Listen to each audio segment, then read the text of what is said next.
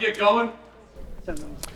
I have myself on the clock, so make sure it's important, I respect people's time and stuff. So the first thing, obviously, I want to thank everybody for coming, and beyond blown away, to be honest with you. And it's just extremely humbling. At first, when I decided to do this, I thought that maybe I get one coach and like my mom would kind of show up to support me, and there would just be the three of us in the bleachers, and that's pretty much it. So I'm really just like blown away and thankful and grateful. For some of you that know me, I'm absolutely obsessed with coaching, and I'm also obsessed with helping kids. This is my classroom that I get to use here. And I always tell parents when they send their kid to Bergen Catholic, if all I do is teach them to put an orange ball in an orange hole, I'm wasting everybody's time. But I do get them, they want to be in my class. There's a lot of kids that want to be in this class, so I do kind of have their attention, and basketball keeps their attention. So a couple things I want to point out first before I really kind of get going. One, even more humbling, one of my former AAU teammates, Corey Goodall, who's a monster player, went to LIU, is a great person. For him to show up and stuff is just awesome. And then I have one of my former players, Logan Grebler, right in the front there, who's just an unbelievable human being that I got to coach when she was a kid, and now she's all grown up. And when I saw her like register, I was kind of wanted to start to cry. And it was just really awesome for her to come, and now she's coaching, she's being a coach, and it's really good. So I want to thank you for that. One thing I always want to keep in mind really is I think sometimes it's very easy to lose the purpose of youth sports because we live in a competitive world, and so much of it is like outcome driven, results driven. So I constantly remind myself, I put it in my notes, of the purpose. And for me, honestly, it's really to develop performance character, because you go on in life, we all have to perform, whether it be for a job interview for a college. So you got to develop that performance character. And then obviously it's the moral character. So those are kind of constant reminders to me. I just want to lead with that. Other thing, I don't want this to be like this presentation to you guys. So at any given point, I'll have time for questions at the end, but if something comes up that you really, it's like, oh, I got a question here, just blurt it out. I always tell my players, chance favors the more aggressive people in life. So just stand up, go for it, you have a question. I want it to be a little bit more interactive. If there's something, I move pretty fast, so if there's something that you totally missed, you want me to do again, I'll do that. And then if there's something that I don't do, because basketball, there's so much stuff. I call it the curse of knowledge. What I mean by that is the longer you coach, the more knowledge you acquire, and the more of a chance to mess up your team. Because their learning curve is a lot different than the coach. It's like, why don't they understand this? So if you have to go to the bathroom, if you're totally bored out of your mind, you're like, this is terrible, I'm out of here. I take no offense to any of it. Bathrooms out the hall, we have snacks over there. I really want it to be kind of conversational, not me lecturing you or any of that stuff.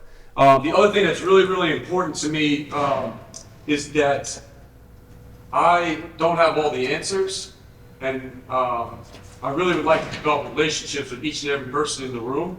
And the best coaches I've been around, they're really good at like sharing knowledge, and they're really there's a level of humility. I went to my first coaching clinic, and I'm sitting there, and this was like a great lesson as early on as a coach. I'm sitting there, and 4 people down from me at the coaching clinic is Bob Hurley Sr. in the front row taking notes with 1,000 wins and 26 state championships. And as a young coach, I'm just like, I'm blown away by that. And I tell my players, these guys over here all the time, you got a couple choices. You could be a know-it-all, we've all been around those, or you could be a learn-it-all.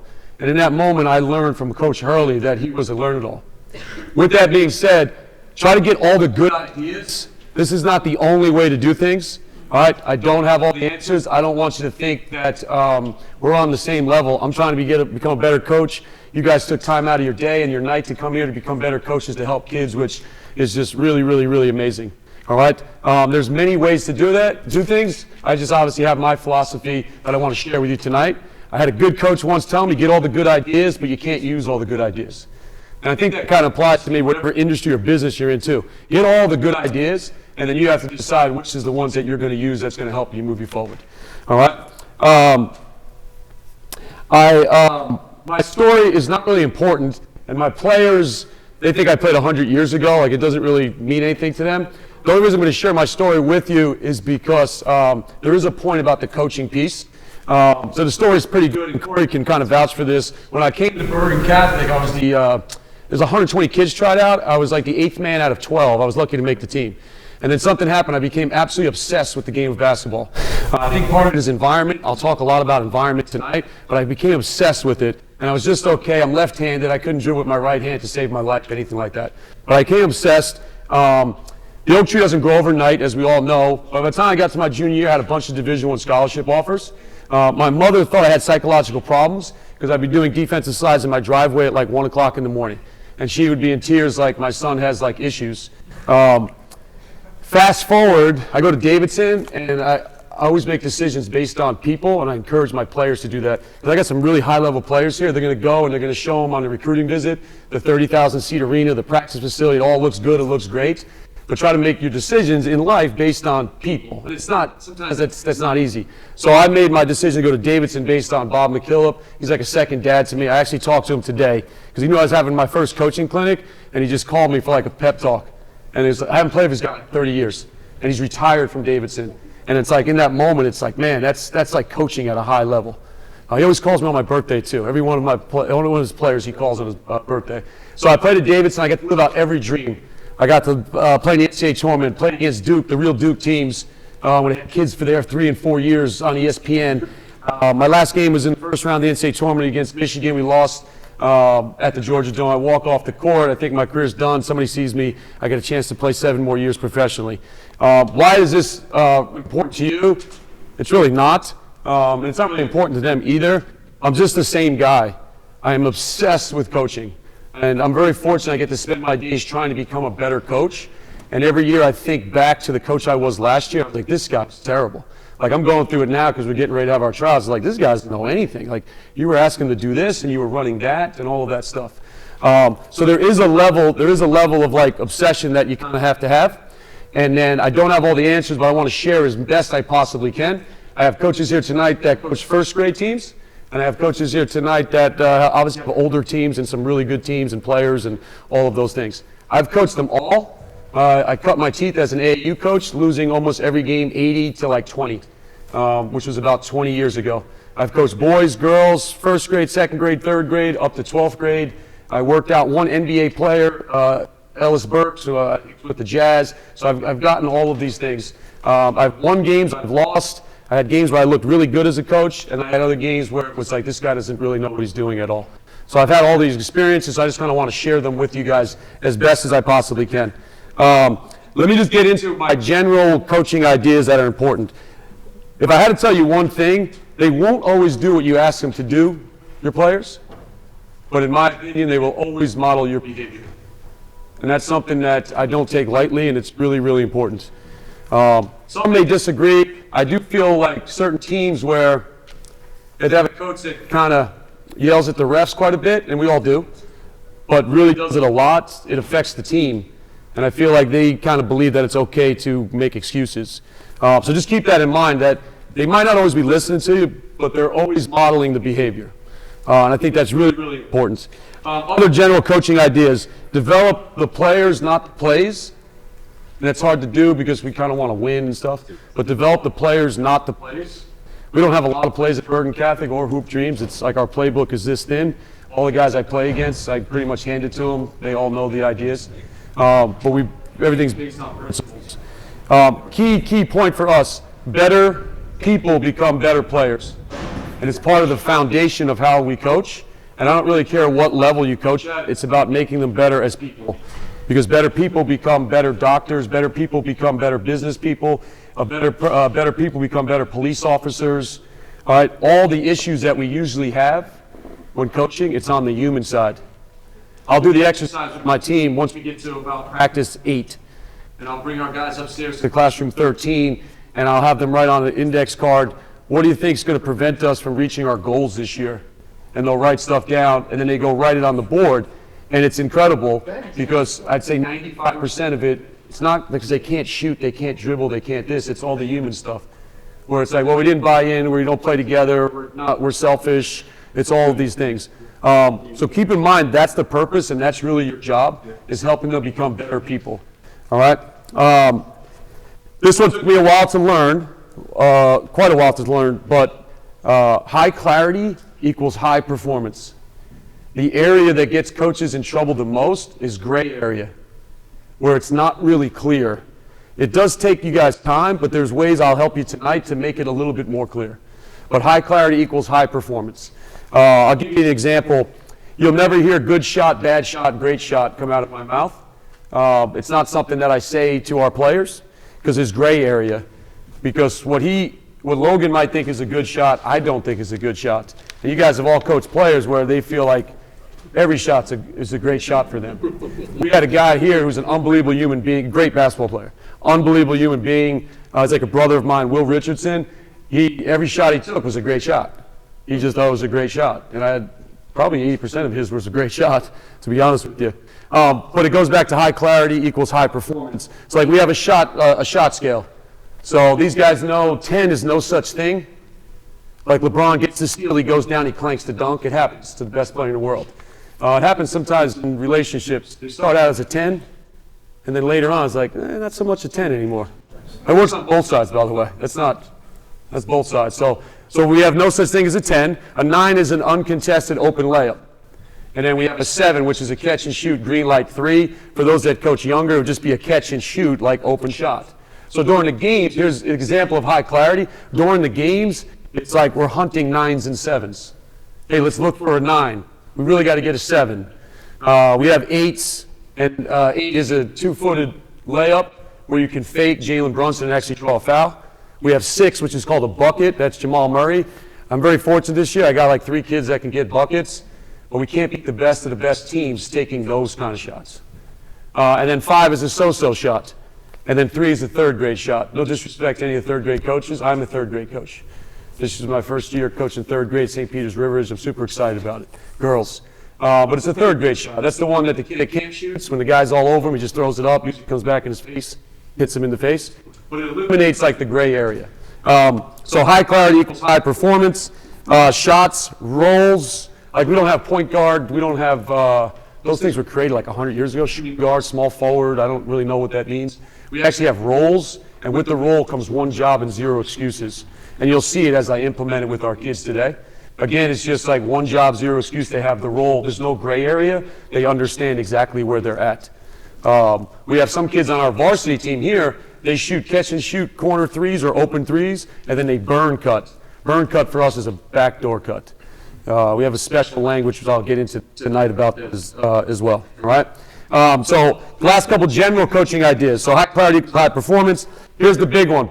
It's modern day basketball. Everyone needs point guard skills. I think sometimes as coaches we fall short of that. It doesn't mean they have to be the point guard in the game. But here's the reality. The football team has 1 quarterback on the field. Basketball has 5. Because when I throw you the ball, you're now the quarterback. And what do quarterbacks do? Well, they catch the good ones. They catch and see. They catch and see. You guys obviously have a lot of kids that catch, dribble. They don't see. But you've got to develop your players to all have point guard skills. It doesn't mean they're the point guard, but when they catch it, they are the point person. What does that mean? Well, I got to be able to dribble it, shoot it, pass it, drive it, and make decisions. At the end of the day, the way I learned the game from Coach McKillop, a Hall of Fame coach, basketball is driving a taxi in New York City. You got somewhere between 0 seconds to 0.8 seconds to make up your mind. And that's where what makes the game fun, but it makes it hard. So we've got to create that practice environment that is based on that driving a taxi in New York City. I think we've all been there and kind of understand that experience. Sometimes we set up an environment that is totally different. These guys have gotten pretty good. They used to drive minivans, now they're in Ferraris. It's not about how fast they are. It's about how fast they make decisions. It doesn't mean that they need to win. I mean, obviously, Doncic proved it to us, right? You don't need to win a 100-meter dash to be a high-level player. But it's about making quick decisions. So everybody needs point guard skills. We have guys here, obviously, have good players. 6'9", 6'7". Watched one of my former players play on TV last night, Xavier, Zach Fremantle, monster player. When he was with us, he was a 5-man center. We never didn't develop him that way. By the time he got to Xavier, he's still a stretch 4, dribble handoffs, ball screen, shoots 3s. All right. All the kids in our program, they all handle the ball. We have Matt, who's in 7th grade. And when he got here, you don't have to stand up, Matt. You can if you want. We love you, man. That's my man, Matt from Washington Township. He worked so hard. When he showed up here, it was the first time you were allowed to dribble, right? He got a rebound off the board, and I told him break out, and he's trying to find the point guard. We don't find the point guard here, and I'll explain to you kind of why as we kind of go along. But it's about developing the human being and then developing as players to be good in modern day basketball. Doesn't mean you don't have a point guard, but everybody needs point guard skills. You're driving a taxi in New York City. Last thing is, you ever watch an NBA or college game and you see the coach pull out the coaching thing? You've seen that, right? Does anybody know what's on that? Anybody have any idea what's on that? Yeah. Sub patterns. What's sub patterns? Yeah. Anything else? A lot of times it's things like when it's like need a 2, need a 3. They have matchups. They want to attack this certain matchup. I'm not that smart. So I do have a cheat sheet. So if you ever watch me coach at Bergen Catholic, you'll see me pull out this card, and it's really reminders to myself. The guys I coach against are smarter than me. They have all their plays written down so they don't forget them, and they know when it's like 7 seconds to go and they're down 3, they know exactly what they're kind of running, and they pull out the play card. I have reminders to remind myself because we have a sold-out gym here. Everybody's emotional. Basketball is like the most emotional sport. And the reason, it also has the biggest peanut gallery. Because like my wife goes to the Bergen Catholic football game, she don't know where the ball is. She don't know who missed the block, who missed the tackle, who did anything. But here, she knows. The kid's in his pajamas, he shoots the ball, he shot the air ball, we know he made the mistake, he's the guy that turned it over. The coach screamed to make sure everybody knows coach did his job, and he's yelling who made the mistake and those kind of things. And then when I have coaching over there, I have like 40 fans in my timeout. And they're all like, this guy doesn't know what he's doing. It's like the biggest peanut gallery. So I have reminders to myself. Here's some of my reminders. You might not be that serious as me, but it's just some food for thought you might want to think about. So I carry this anytime I coach a game. Here's a reminder. Teach, don't criticize. It's a sold-out gym. It's like, well, I'm trying to win. The spotlight's on me. All right? Teach, don't criticize. So it's a reminder. I'm not criticizing guys for making mistakes. I'm teaching them. You can't coach mad. Coach Patino taught us that one. You can get mad, but you got to get over it, and then you got to start coaching. Just like in life, if you're mad, your decision-making is usually not very good. So you can get mad, right, but you can't coach mad. So that's a reminder for myself. This one you guys are really going to push back on and disagree, all right? And I play with Corey, so he's probably doing the same thing. He's going to really push back. Compliment the refs. Compliment the refs. All right? So we'll have a scrimmage here during our scrimmage season for our high school team. Our last scrimmage, I bring the refs into the cafeteria. The parents and the players come. And the ref tells his story about why he became a ref. And I'll just, I couldn't play anymore, X, Y, etc., this, that, and the other thing. What do you do for a living? You have any kids? Does anybody know what I'm doing there?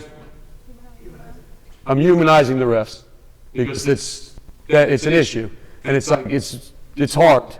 Right? Basketball's a game of mistakes, just like driving a taxi is a game of mistakes. There's mistakes all the time, cutting people off and so on and so forth. The coaches, players, and refs make mistakes. So the other thing is I'm trying to win everybody over in the gym. Right? If anybody you guys know any Don Bosco people, don't let them know about this one. I'm trying to win everybody over in the gym. So compliment the ref. Sir, I thought you missed that call, but you had a way better angle than I did. See how that works? We're starting to work them a little, not exactly. All right, but so compliment a ref, that's on mine. And that has really pushed me to test. Last two that I usually have on there, one, catch them doing something right.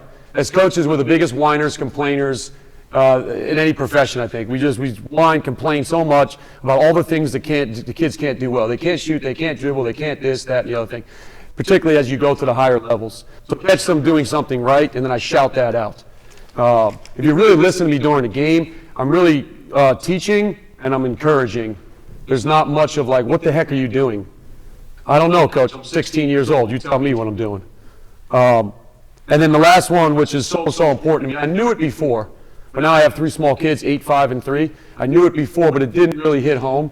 Everybody I coach is somebody's pride and joy. Everybody I coach is somebody's pride and joy. And that's like really, really important to me. So it's like, we're getting our ass kicked. I'm in a huddle, and I take out my card, and I see that, and you know what I want to do with the card, right? I want to, eat it. Like we're down 18, we're getting killed. Everybody you coach is somebody's pride and joy. Damn.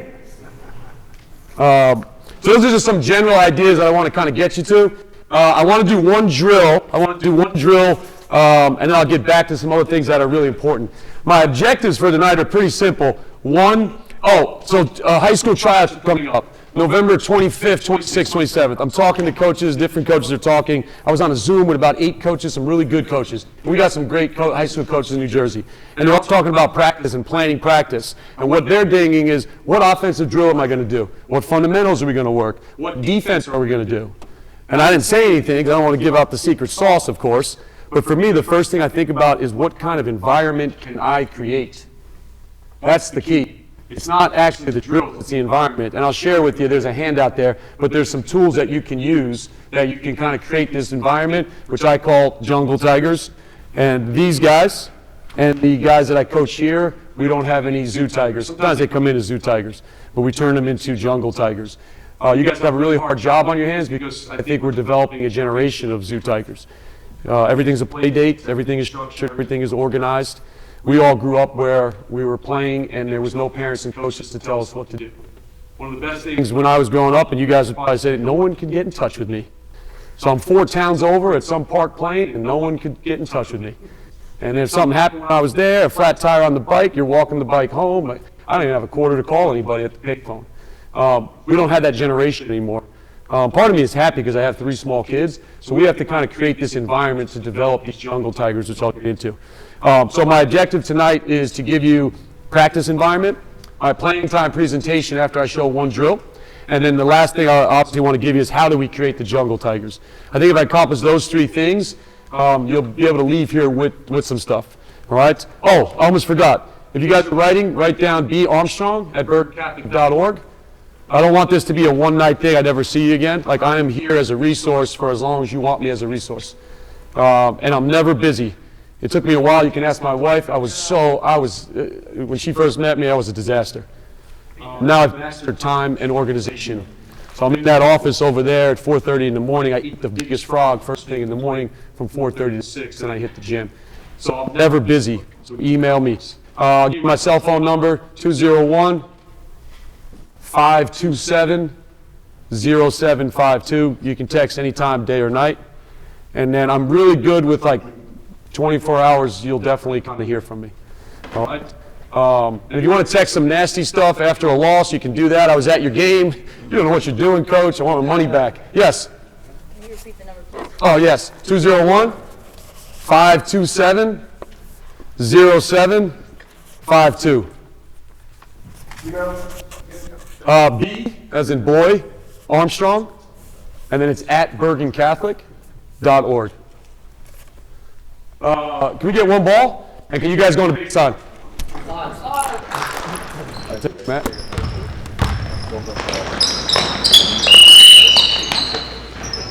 Thank you, Michael. Ready? Yeah! They did.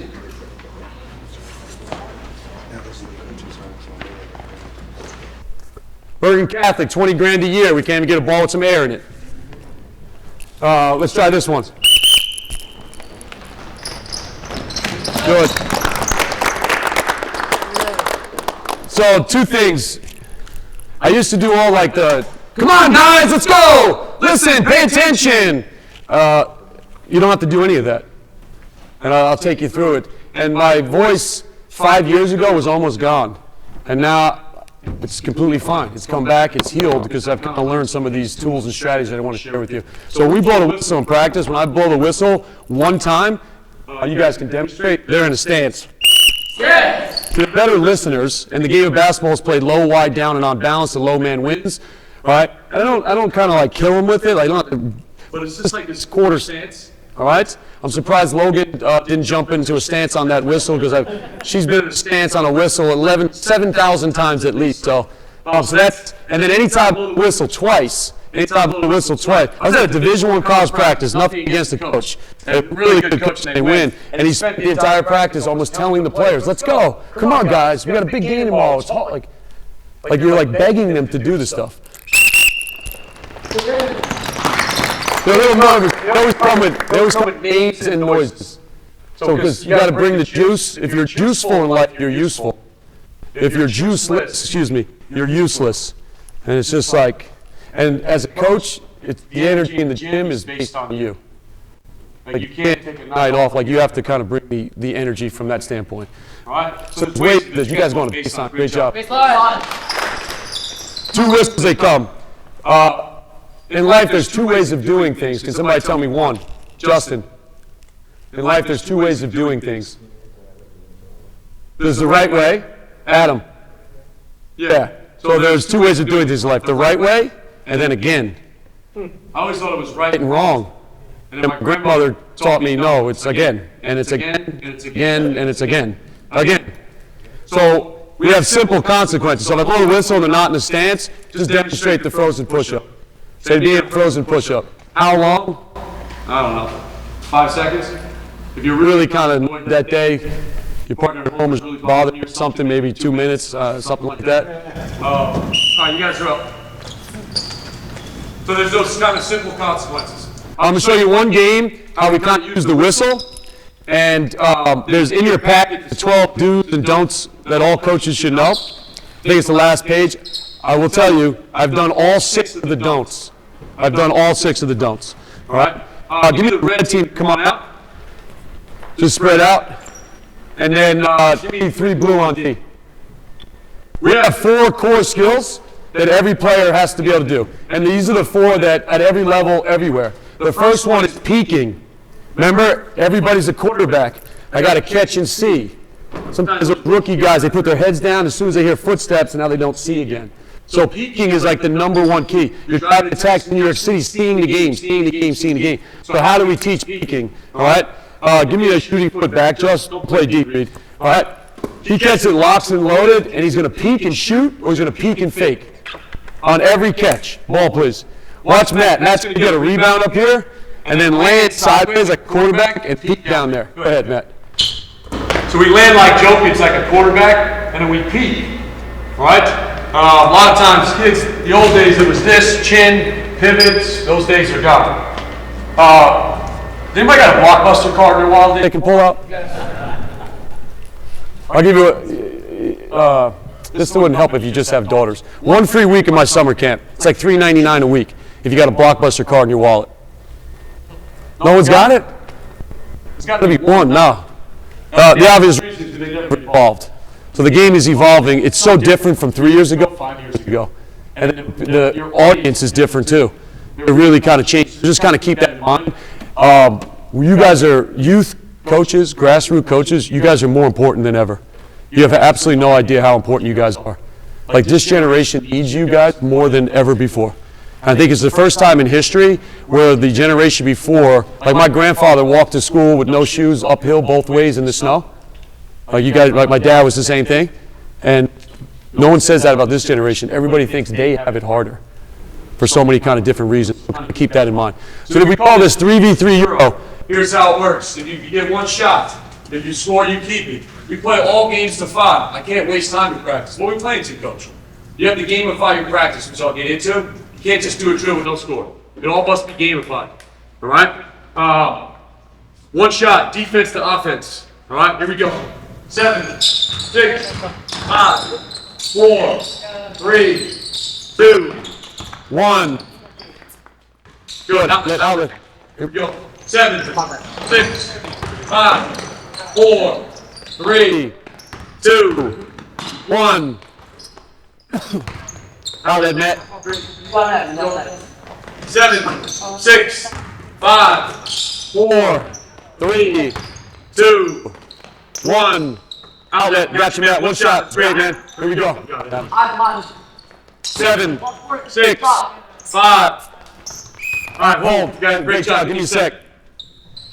So they got to catch and peek every time. And then we call it a violation. If they don't, it's a turnover. The other team gets the ball. They're playing the 5.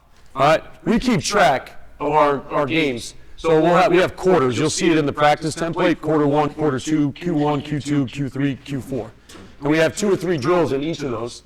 And then we have a red team, a blue team, a black team, white team, and they're marking it down. At the end of quarter 1, they owe me a down and back for every game that they lost. So say the red team won, they got 4 wins.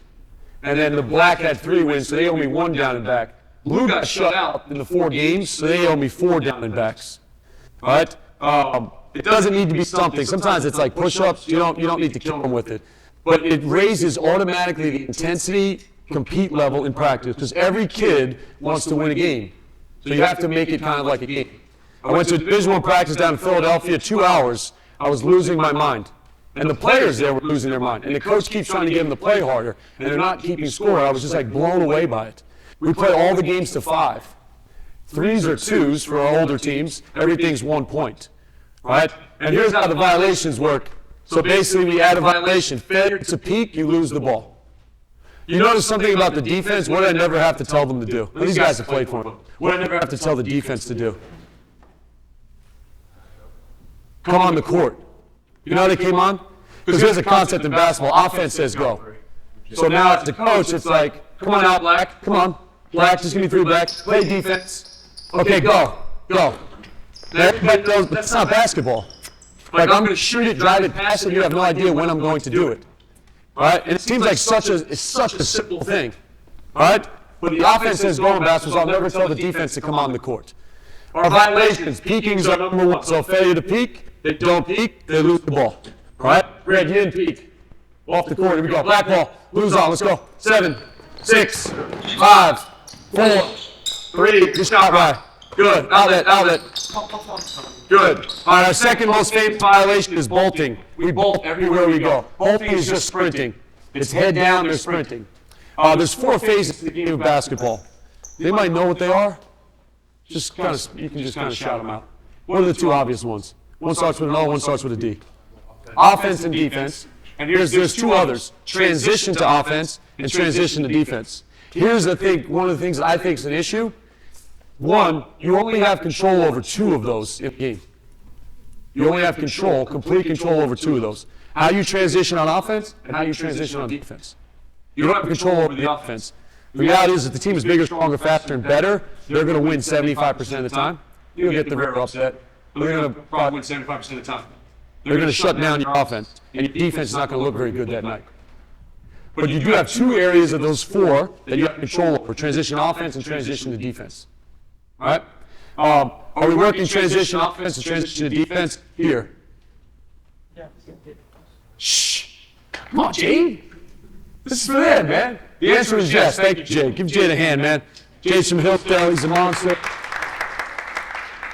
Defense goes to offense goes off, and they're always working on that transition piece to it. Most games that are lost that you watch on TV is because of transition to offense, transition to defense. Here's the issue with coaches, I think younger coaches, high school coaches like myself, we spend a lot of our practice talking and in the half courts. If you were like St. Anthony's, Jersey City, and some days you only have a half court to use, I still make the half court drill a full court drill because they're transitioning. So you got to figure out how you can add as much transitioning as you possibly can. The other thing that's great about the transitioning piece, you guys go on the baseline for me. You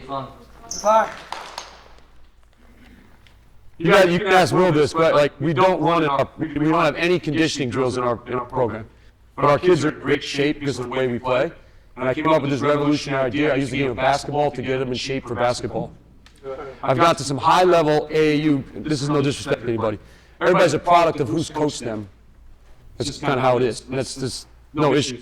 High level, we're talking EYBL, TV, the whole thing.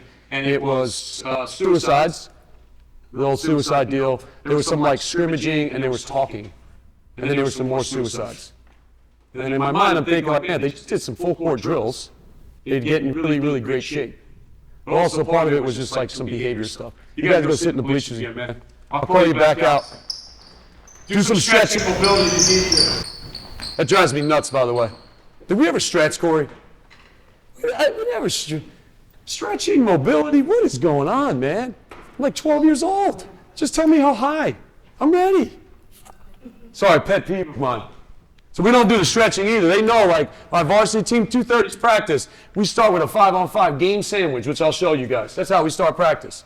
And none of all this kind of thing, and see all these things that are going on. I was like, what the? We're going 5-on-5 game sandwich. But my guys, like, they know. They just sitting in school for 6 hours, and they know the game sandwich is coming at 2:30. and they're like getting themselves like ready to go. But they absolutely love it. I do want to give you my playing time presentation. So coaching at a school like this, we get a lot of good players. One of the first things people say to me all the time is, man, those parents must be, I mean, they must be rough. Because I got some really good players. And it's just like, parents must be rough. I have great, unbelievable parents, families. And I do have parent meetings about playing time. But it's really like 2% of my time as the coach here. And I have some ideas as to why.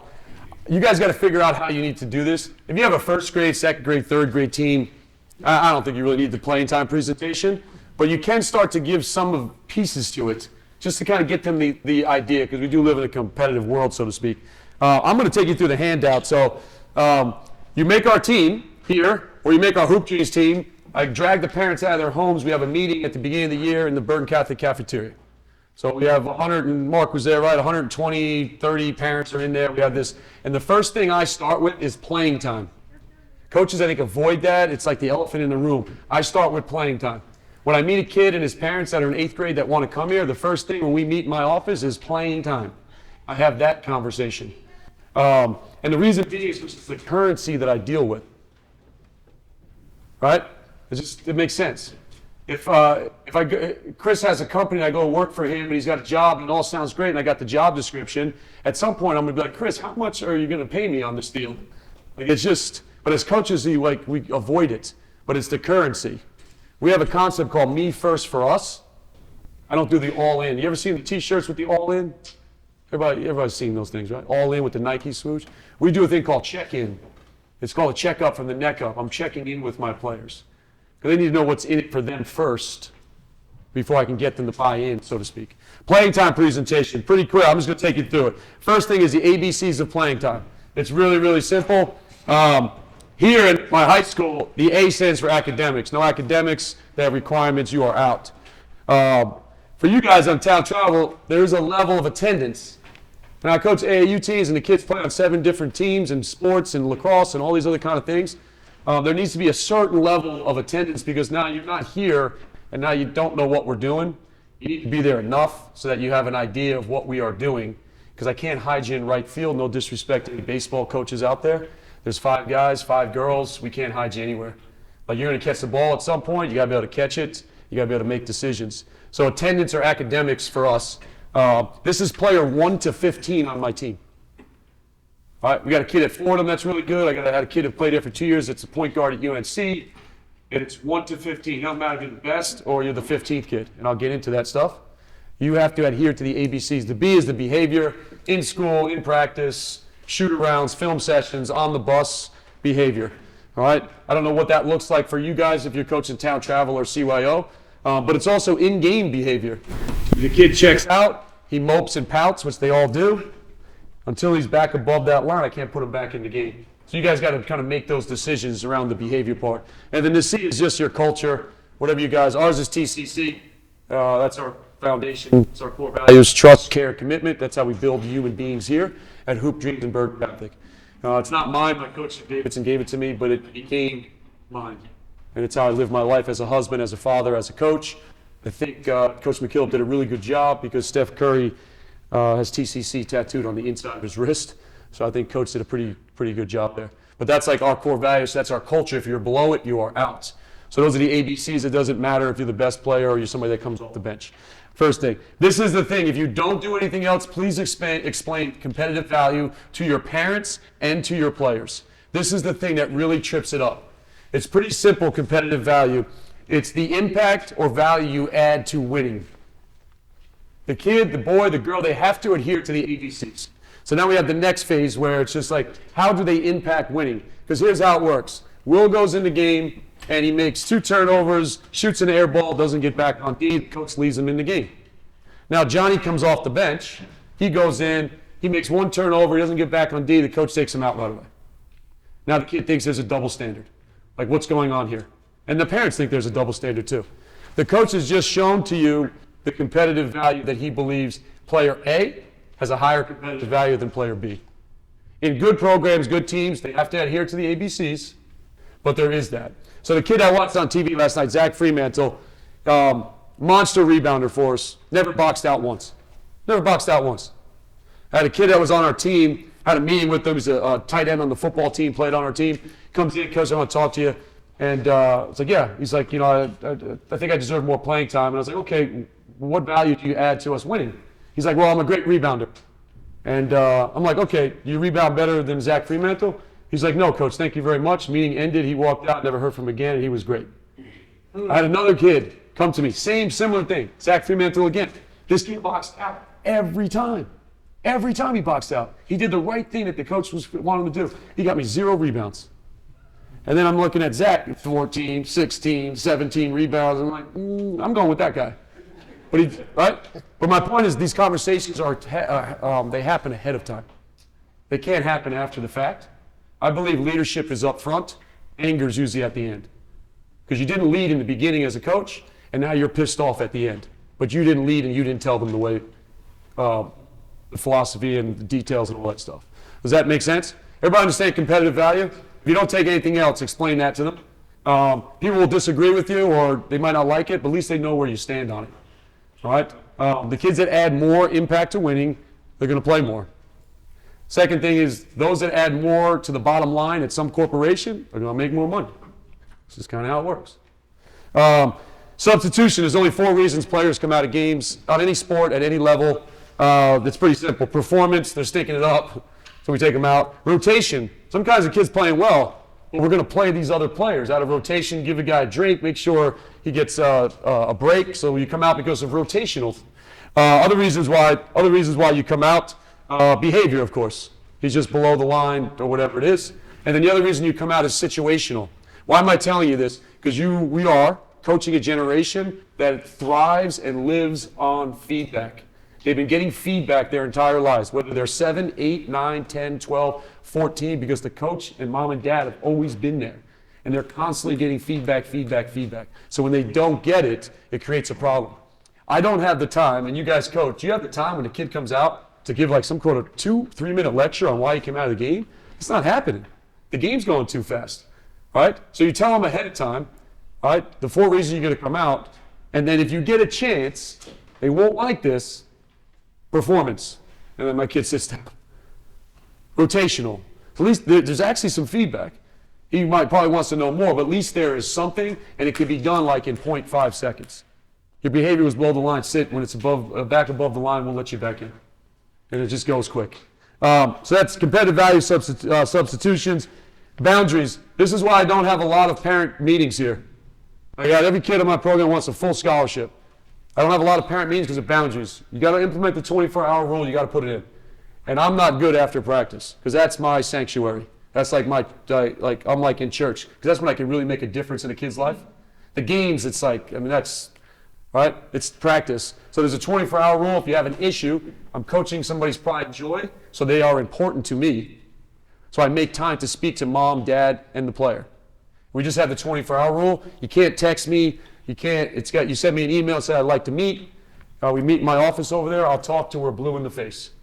So you got to set those boundaries. But the reason why I don't have a lot of parent meetings is because every parent in my program knows they have access to me. I can have that conversation, and we'll sit and talk. You do need to have answers about why they're playing or not playing.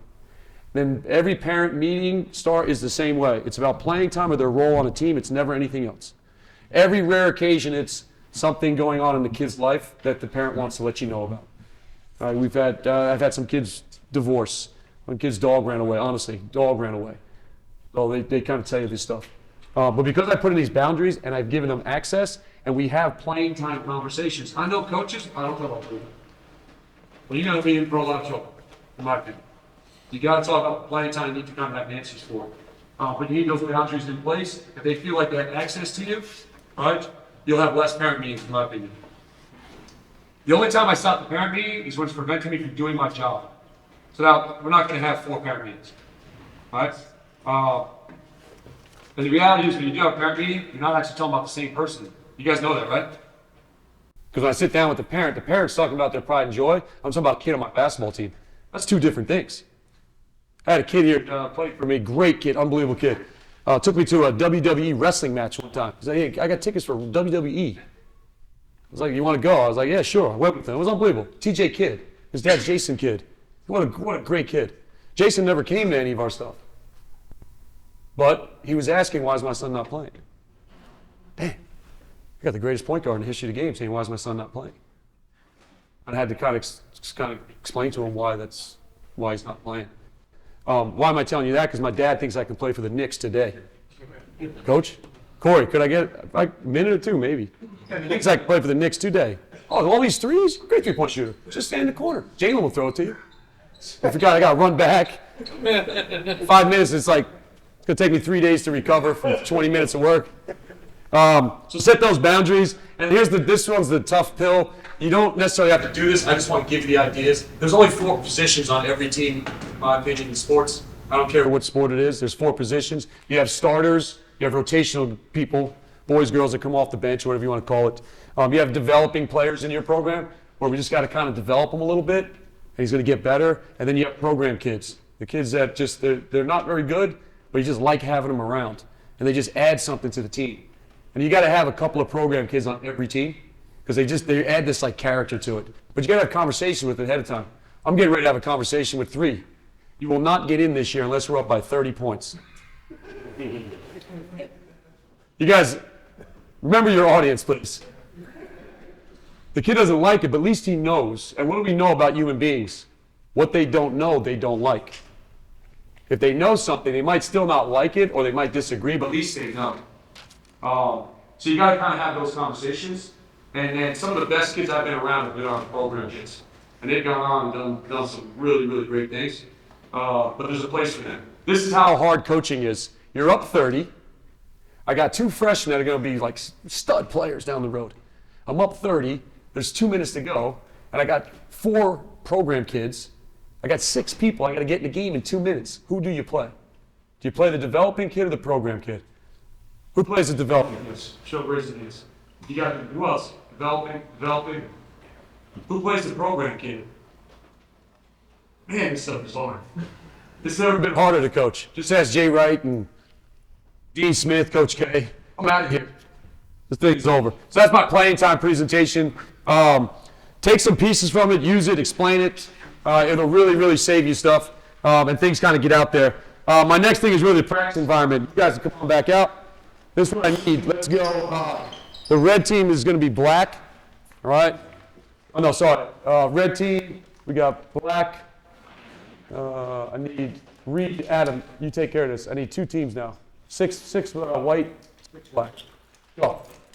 I'll take it, Joe. 2 teams. You guys have any questions so far or anything? I'm on this clock. Is anybody need a wake up? Jumping jacks or anything like that? You guys are good? All right.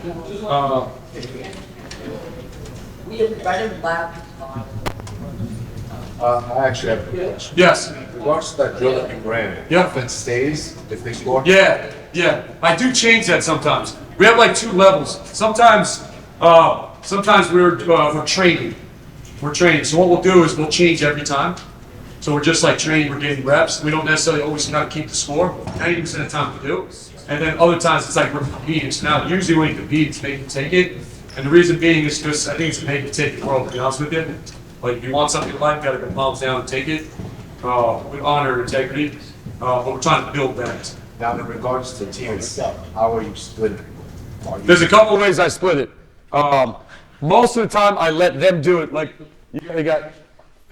kids don't even have to choose teams anymore. You get 10 kids in a gym, it's like, all right, make some teams. They sit there, they stare at you. What do you mean make teams? So it's like we're trying to build those jungle tigers, and I'll get to all of that stuff.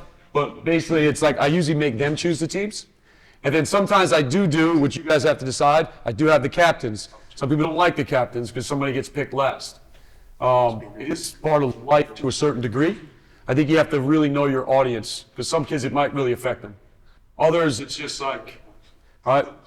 But I also remind them like I was the kid that got picked last. Like the kids on my team know that. I got picked last until I didn't get picked last anymore. It's just because I was obsessed and worked. So sometimes it helped me at least get picked last. Yes? You have any captains on your team, like what's your thoughts on actual captains on the I think that my first thing really is that you can pick your captains, you can't pick your leaders. The leaders just show up. So I've gone back and forth. We don't have captains anymore. And then we do have an honor council. And the way it works is they decide, and it's all based on TCC. So there's a whole process to it, but it's usually somewhere between 4 to 6 kids. And then like the military, they get broken up into units. So we'll have 15 guys on a team. Easy math, we have 3 guys on the honor council, and then there's 3 units of 5. And if I have a problem with a kid on the unit, I'm coming to the unit leader. What's his name? He's not bringing it today. Because players will always listen to players more than they'll listen to coaches. So we'll make that impact. And then the unit leader, they let me know. I'm just not reaching this guy, coach, can you step in and help out? So I've done the captains years past, and I think it's a popularity contest sometimes. The more that I can enable them and empower them and turn the team over to them, I believe teams that are led by coaches can be really good. Teams that are led by players, that's the Julian Edelmans and the Tom Brady's, those ones are hard to kill when it's led by the players. But I'm also, keep in mind, I always have this in mind, if I don't give them something that helps them when they're 35 years old, this is a complete waste of time. And honestly, it's a waste of you guys' time here tonight. Like taking something that's going to help them when they're 35 years old. All right? Going to baseline, guys. Baseline. We do echo calls. I don't know if you picked up on that. So anytime I say something, because we had a player here, he's a monster. Julian Brown plays at Stanford University now. Man, he was good. I had an assistant coach assigned to him when we left the timeout. He grew up playing playtime, great player. When he left the timeout, the one assistant made sure he knew the play. And he just wasn't paying attention ever. I'm drawing stuff, and there's 4 guys that are kind of in, and he's just like, and then he come back, he's like, we're running safe, coach? It's like, we're not running safe at all. Like, that's not the play at all, man. So I had an assistant coach assigned to him because I just kind of had to learn it. So we do the echo call, so it's not like, well, I called it, coach. Everybody has to echo it, all right? Give me just 5 black and then 5 white. Hey, you see there's a couple guys out? There's no negotiation in the substitutions. And I won't substitute James in. I won't sub Mike in. I won't sub Ryan in. They'll do it on their own. There's no negotiation. He'll come in. Will, you're out. End of story. Practice is about reps. Reps win. How many reps can you get in your practice? It's reps. I'm hoping she gets 1,000 and I get like 11,000. I have a better chance of winning. Reps win. Practice is about reps, not about the coach talking. Obviously, I'm talking to you guys, but you kind of get it. All right, here's our game sandwich. So here's how practices usually go. The coach has some drills, and you're going through the drills. I don't know, here's the drill. We've all done this drill. Come on, Jess, let's go. We're here, and we're doing this. Carries over to the game like 0. Like, honestly. And even with like my 3rd grade team, it's like we didn't do this kind of stuff. We do like 3-on-2 tag passing. And it becomes more like the game and stuff. So the game sandwich is, we always start with racing. Race first, race always. That's a principle in our program. If I don't get anything, I'm trying to get more people to have kids race. I want to get the kids racing, all right? We don't do find the point guard, walk it up, run Alabama, because I'm not beating the best of the best teams because they're set 5-on-5 defense now. And the highest shooting percentage come in transition because of advantages. 5-on-4, 4-on-3, 3-on-2. So we run every single time. We run first, we run always. Because that's the highest shooting percentages from NBA, college, high, major, low, D2, D3, JUCO, high school, all the way down. So why are we walking the ball up? Because the coach is under the illusion that he has control. And he doesn't. He's the zookeeper and he doesn't really have control. So the game sandwich is, we're playing 5-on-5. And these guys, this is our spacing template. These guys are great, man. Can you give these guys a hand? I didn't have to tell them. Spacing is offense, and offense is spacing. You guys that have the young players, 3rd grade, 4th grade, they creep. Everything is played inside the 3-point line. Spacing is offense, and offense is spacing. If you have no spacing, you have no offense. So we're going to play 5-on-5. We play to 5. The only violation is failure to bowl. What questions do you have? 11, 10, 9, 8, 7, 6, 5, 4, 3, 2, 1, 11, 10, 9, 8, 7, 6, 5, 4, 3, 2, 1, 11, 10, 9, 8, Finish the ball, black ball, finish out. 11. 10, 9, 8, 7, 6, 11, 10, 9, 11. White ball. Great hustle, Will. White ball. 11, 10, 9, 8, 7. Failure to bolt, White. 11, 10, 9, 8, 7, 6. Great job, Jamie. Great wall up. 11, 10, 9, 8, 7, 6. And bolt. White, can somebody explain to me what a bolt is? We filled the corners, but how do you bolt? Head down. All right, Hussein Bolt. It's like head down, elbows back. We can't argue this. It's an all-out sprint. You see how some of them are jogging, looking back? I don't think human beings can run as fast looking backwards as they can. So it's head down. All right? We want to get down there as fast as we possibly can. Does that make sense? Any questions? Go to that baseline. Give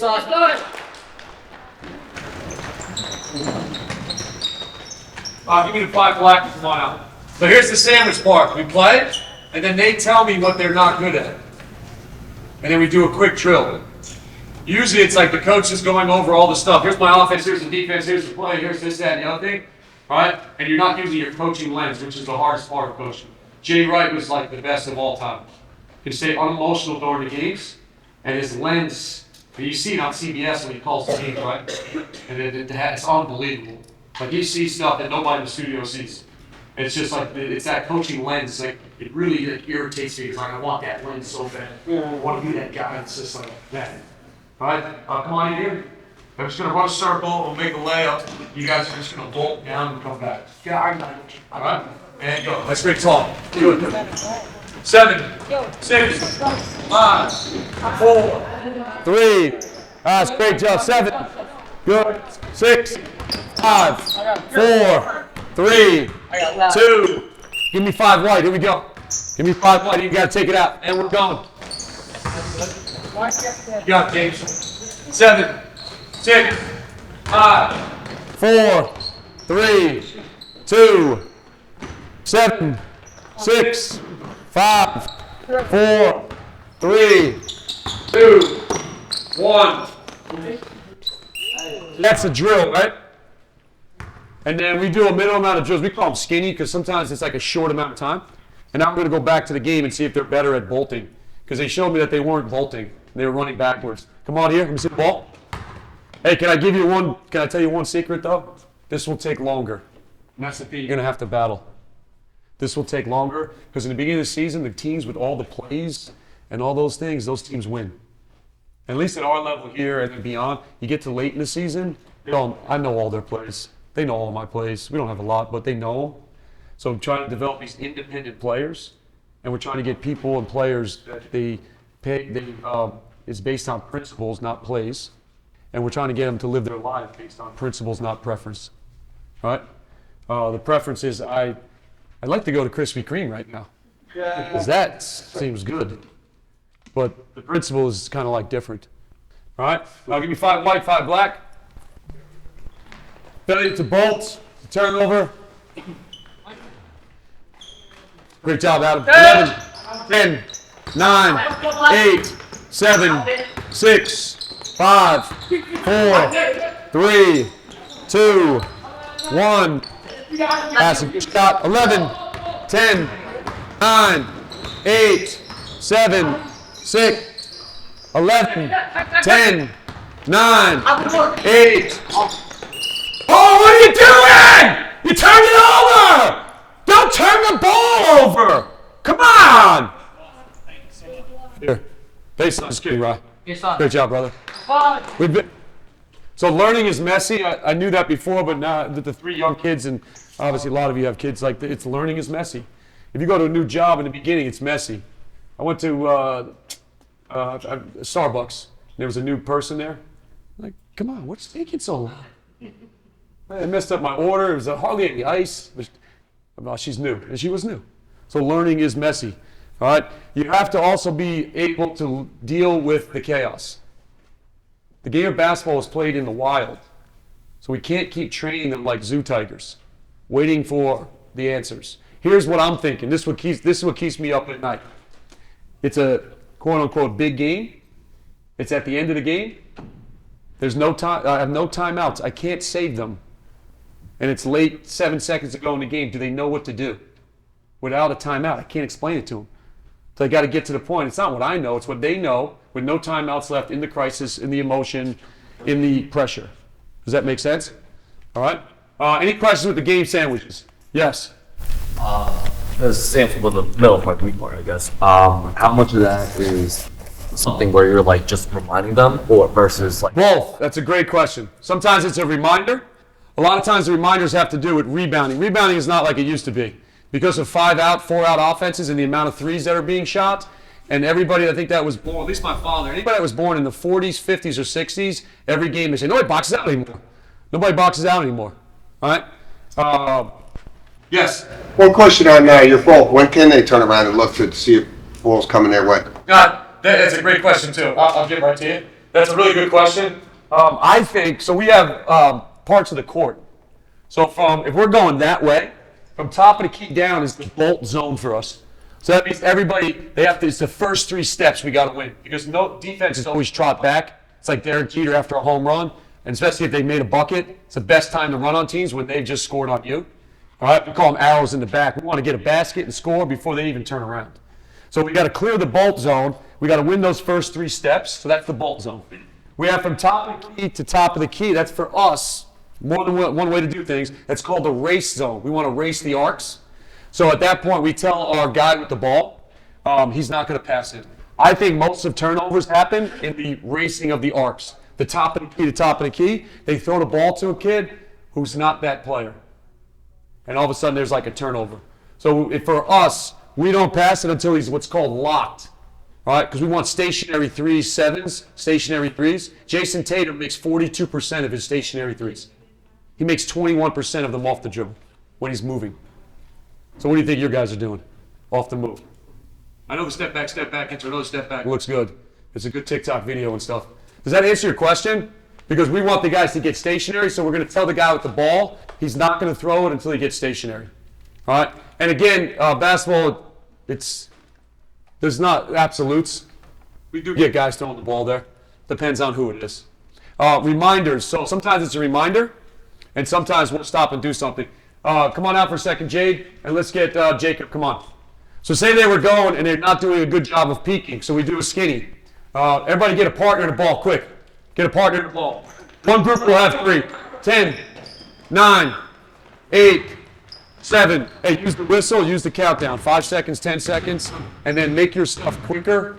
All of our games are 7, 11, and 21, not because I'm into it. I've been to a casino once or twice, but we use those 7, 11, 21 because we get these going just quicker because they just get used to that pace. And now when you're playing a team that's bigger, stronger, faster, they're not spooked by the full court press with the athletes. The 7th grader playing against the 5th grader, they've been in this chaos and this jungle. They're used to it more. All right? You guys got a partner? So we do 5-on-5 game sandwich. Yes? On the bolting thing, do you give any instructions to whoever rebounded or point guard, or is everybody on? Great question. On a made basket, we have a guy who takes it out. He's called the Dragon. And only the Dragon takes out a made basket. And then we have what's called the Racker. The Racker is our point guard. So he's the guy who will get that outlet. On a miss, we don't have anything. On a miss, whoever gets it, Matt, come on over here. Here's Matt. He's been told his whole life, find the point guard, never dribble. He's this size, all right? He's this size when he gets to 9th grade, and now he's a guard. And we've just did him a disservice. Because all he spent never dribbling, because the coach wants to win. So Matt gets the rebound, and his first thing is to peek. His second thing is to break it out. So he's breaking it out. Zach Freeman's the best I've had. He breaks it out. And then when somebody stops him, he'll throw it to somebody. All right, and the 4 other players, we tell them to bolt. Does that make sense to you? And the whole reason being is because I want to beat the best of the best, and I got to get down there before they do. Otherwise, I will never score. All right? And then some of your guys' job really against a really good team, you just get a shot up every time without turning it over. Because if you turn it over, you're losing, obviously. Does that answer the question? Yep. All right, great. All right, here's what we got. Matt, go back to your partner. They weren't peaking. They weren't peaking well, so now they'll just do this for like 60 seconds. Right. You got shooting foot back, All right, here we go. And I'm just playing catch, working up my peak. Shooting foot back. Hey, got you, Adam. Ready, go. Go. Shooting foot back. Shooting foot back. Peek and fake. Fake. Peek and fake. Shake. Good. All right, hold on. Adam, throw it to me. There's one other, so we go shooting foot back for stationary, but sometimes you're not going to be stationary. You're on the move, so we do air drops. Throw it to me. We just work on ball in the air, feet in the air. John Beeline, great coach. All right, he taught air drops. Ball in the air, feet in the air. Jay Wright never taught the air drops. His was always the 1-2 step. Two of the greatest coaches ever doing two exactly different things. It's interesting, right? But they both work.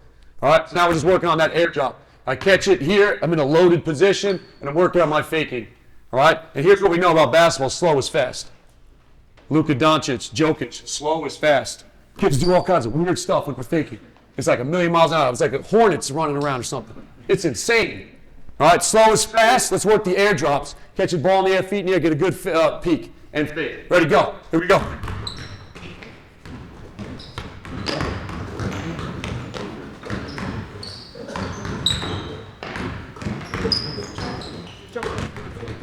Hold. Wrap the ball at the back on the baseline. Game sandwich it, finished it.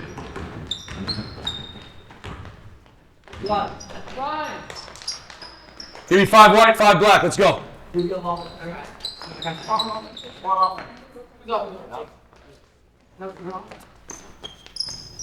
obviously these guys have played for me. We got 5th grade, 7th grade. You hear them out here? Most times you go into high school varsity practice, you don't hear anything. It's so quiet, it's unbelievable. I think the 2 hardest things for human beings to do on planet Earth, one is to change our behavior. It's really, really hard for human beings to change behavior. It's I have some family members that have been trying to change some stuff for years, and they just can't do it. The other thing that's really, really hard for human beings to do is to talk and communicate. It's amazing. We can have this conversation, and then he goes and tells somebody, and it's like, we didn't talk about any of that at all. It happens sometimes with my players. Like, I had a player, we had a team meeting, and I said, Julius has got a chance to be an elite level defender. I mean, he's like 6'7", he's got all the stuff. 17 shoe, he's length, I think he'll be in the NBA. Julius got a chance to be an elite level defender. I find out 2 days later, one of the kids went home and told their parents that Coach Billy said I suck on defense. I didn't even bring up the kid's name. I didn't even look at his direction in the meeting. I was just talking about Julius has a chance to be an elite level defender. But communication, it's like really, really hard. I do try to get the communication lower, but we're off to a great start. Like, they're talking to each other, they're saying things. 5th grade, 7th grade, 8th grade. Let's play. 7, 6, 5, 4, 3, 2, 1. Hold. Here we go. I got you. I want to give you some things before I close on some stuff here. I want to give you some things that probably really relates to some of the things that you guys do. All right? I hope you guys understand about the racing part. Let me show you this one thing. Give me 10 guys, 5 white, 5 black. We're going to play race car. One of our games is race car. You know what race car is, right? You guys know what we're doing? You don't have to take it out of bounds. White ball. 7, 6, 5, 4, 3, 2, 1.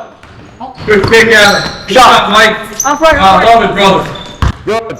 7, 6, 5, 4. Good. It's up to you. In my practices, all deflections that go out of bounds go to the defense. We reward them for deflecting because it's good in defense. And any jump ball goes to the defense. Going down. Go. 7, 6, 5, 4, 3, 2, 1. Good take, James. Good. 11, 10, 9, 8, 7, 6, 5, 4, 3, 2, 1. All right, hold. Give me 4 black at half court. 4v2 flow game, we do it almost every day. I would do this with your teams. 4v2 flow game. I think it's one of the best passing drills you can come up with. 1 black, 1 black. Come to half court, guys. 5, 4, 3, 2. You guys can come too. Yep. Go to half court. Actually, Drew and Mike, play game for me. Take, what's that? O goes to B, O goes to O if you score. D goes to O. 2 guys will have to join them. D goes to O. If they don't score, they get 1 shot. This is a 7-second game. And then we go click, click. We call it click. It means making passes in 0.8 seconds. So he's going to click there. Good, stop. He'll bolt to the corner. That's great, Justin. Just ran me over. See, we got him. He bolts to the corner. Jay will make a pass here. He's going to roll to that corner. You need both corners filled for spacing. The spacing's offense and offense is spacing. Tell him to stop, right, Just? We had some guys here. Who's on your team that's a creep? You were playing with some creeps, right? You know the creeps. They keep creeping to the ball. Here. Justin, Billy. Drew, here. I don't know, here. Stop being a creep, man. All right? I'll pass. And then Will's going to come to the slot. Right here, Will. All right? The slot, that's the action spot. And this guy's the racker. This is what we tell the racker. His job Is to hunt the world. This is the guy that can kind of. The world for us is this. They don't put the dotted line anymore, but this is the world. So you're trying to hunt the world. He likes that. Right, Jacob? It's about me. I get the ball, I get to go. That's it. He's trying to hunt the world, but here's the thing. He's trying to hunt the world to get his teammates a 9 or 7. Come on, Mike. He's trying to get in here, Trying to get that 9 or 7. that'd be a 7 for us. All right? Use advantage drills with young players so they have an offensive advantage. And then that's how you really develop the skill. So obviously the advantage here is 4v2. All right, here's a great game. Mike, turn around. Get out of the way, Drew. Here's an advantage game. I'll do this with my third grade girls team. They'll put it here. We call it blind. If I score, I keep it. If not. That make sense? First grade girls team. Stand here, Mike. Drew. Just be the coach. Stay back up a little bit. Rock, paper, scissors. Go.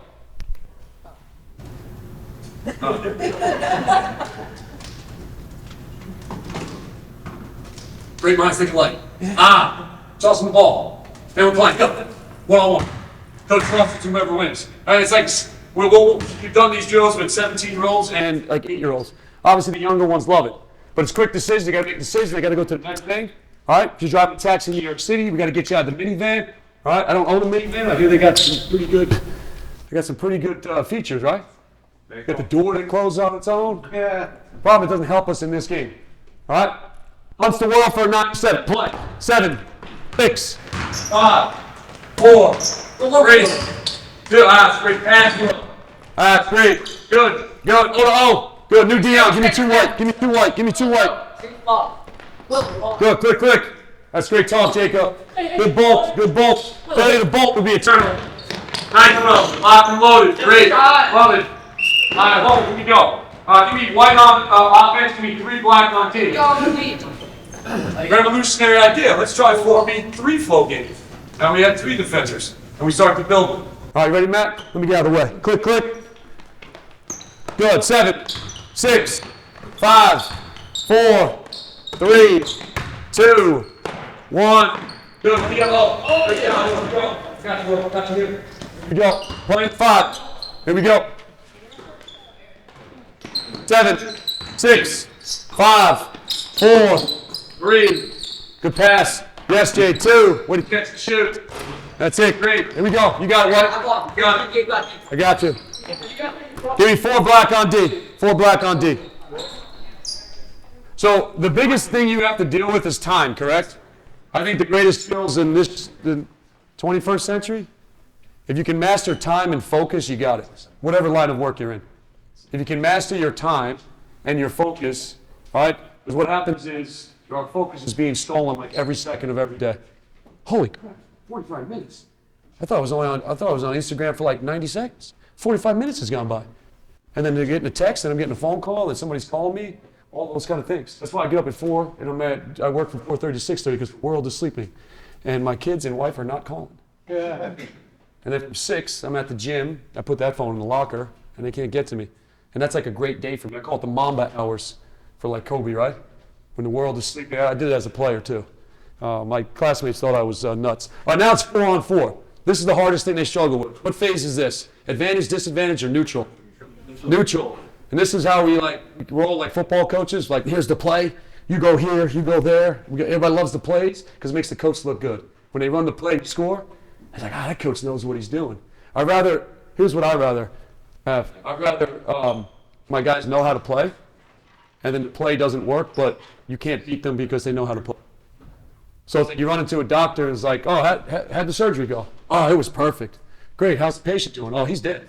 But that's what we do as coaches. So I'd rather they box the surgery, but I'm still alive. Does it make sense? All right? So here's how do you get your kids out of neutral? That's when you get, we call them actions. You guys probably have plays. So how do you get your kids out of neutral? Let's just go click, click. Here we go. Click, click, click, click. And stop. Hold. Match up, roll back up, Reed. Great job. So this is the problem. They're in neutral, and then I got to get out of it with some kind of quick action. All right?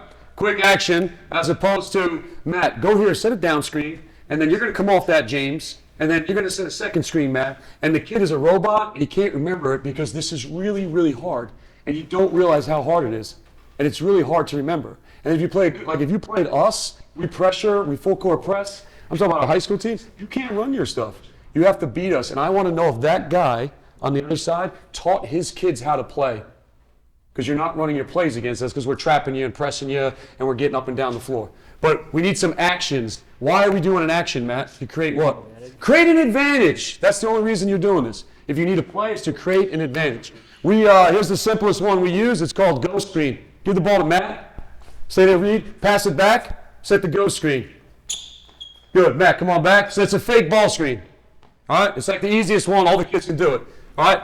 Steph Curry's the best actor in the NBA. It's one of the 7 keys to becoming a great player. My coach at Davidson, acting. He grew up in Queens. So he was he was finessing you. All right? And he also thought he was that guy from The Godfather. What's the father's name? What's the main guy? Corleone or something? Yeah. Coach would kill it, man. He was acting. It was we practiced Lambeers. That's when you fake. That's a whole. We don't want to show that. Anyway, here's the ghost. Act. Hey, you got touch. Now I'm gonna cut.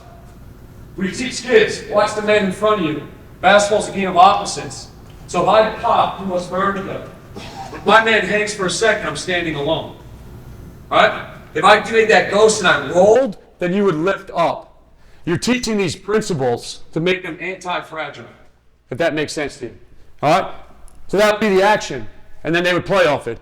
How do we teach it? Give me a line on the baseline. Go. Give me a line on the baseline at the end. At the end. Stand at the end. Good, everybody go, everybody go. Don't forget how hard this is. I had a high school kid, I said stand on the end. And he stood here. I said stand on the end. And then he did this. I'm over here. Okay, turn around, brother. Like I'm over here. Like don't underestimate how hard it is. Give me Jade, come on out here. And Reed, go there. This is how we build our plays. And we get like 1,000 reps. Come on up here. We bring the ball. I'll throw it to him. Just go guard him. Go guard him. Good. Pass. Don't steal it. Move right back. Set the go screen. Go score. Play. And we do it 2v1. You guys know what we're doing? All right, let's get it. And our job is you can only take one shot, one pass, and it must be a 9 or a 7. Otherwise, it doesn't count. All right, let's play. And then the next guy goes. Here we go. Click, click. Good. Set the ghost. Nice read. That's it. You're good. Good. Rotate. Everybody move up a spot. Read into the line. Here we go, Jake, you're up here. We got it. Here we go. I'm using like 4 baskets, 6 baskets, 2 baskets, and we're just doing this over and over again. 3rd graders. Here it is. 9 or 7. What's a 9 or a 7? Oh, we can explain that to them. Does that make sense? All right, you guys go on the baseline. Baseline. I want to give you a couple things. I know it's important to you because I don't face a lot of zones. First of all, my guys are brainwashed that zones don't actually exist. It's all smoke and mirrors, right? And I'll have 32 games this year. I'll face zone maybe twice. And most of those games, I'm lucky our team is good. A lot of those games we'll play teams that we're better than. They're still not playing this zone. Because at the next level, I'm not against zones, right? At the next level, you don't see it as often because the skill set is too high. And in modern day basketball, threes get you beat.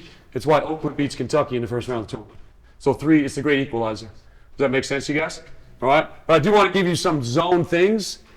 First off, they're brainwashed. 1, that the zones don't exist. Second thing is the first thing you do against the zone is race first, race always. Fast break. I think zones get back worse than man-to-man. And if you're playing it, you've got a coach in a team that doesn't have a lot of skill, and the other team's in a 3-2 zone, that's hard. Or a 1-3-1, some sort of half-court zone, and they're younger kids. They can't make the diagonal in and diagonal out because of the strength. All right? I just had an argument with a friend of mine who's a ref at an AAU tournament because we couldn't press, and I'm a pressing team. I had a 4th graders, Mark Son's team. And I was like, you can't press. Okay. And the guy comes out in a 1-3-1 half-court trap at 4th graders. I was like, I'd take my chances with the press because I got more space. Because I got 4th graders that can't make the diagonal in and then the diagonal out because this slot 3 is going to kill you in the 1-3-1, and then they can't rotate to the corner.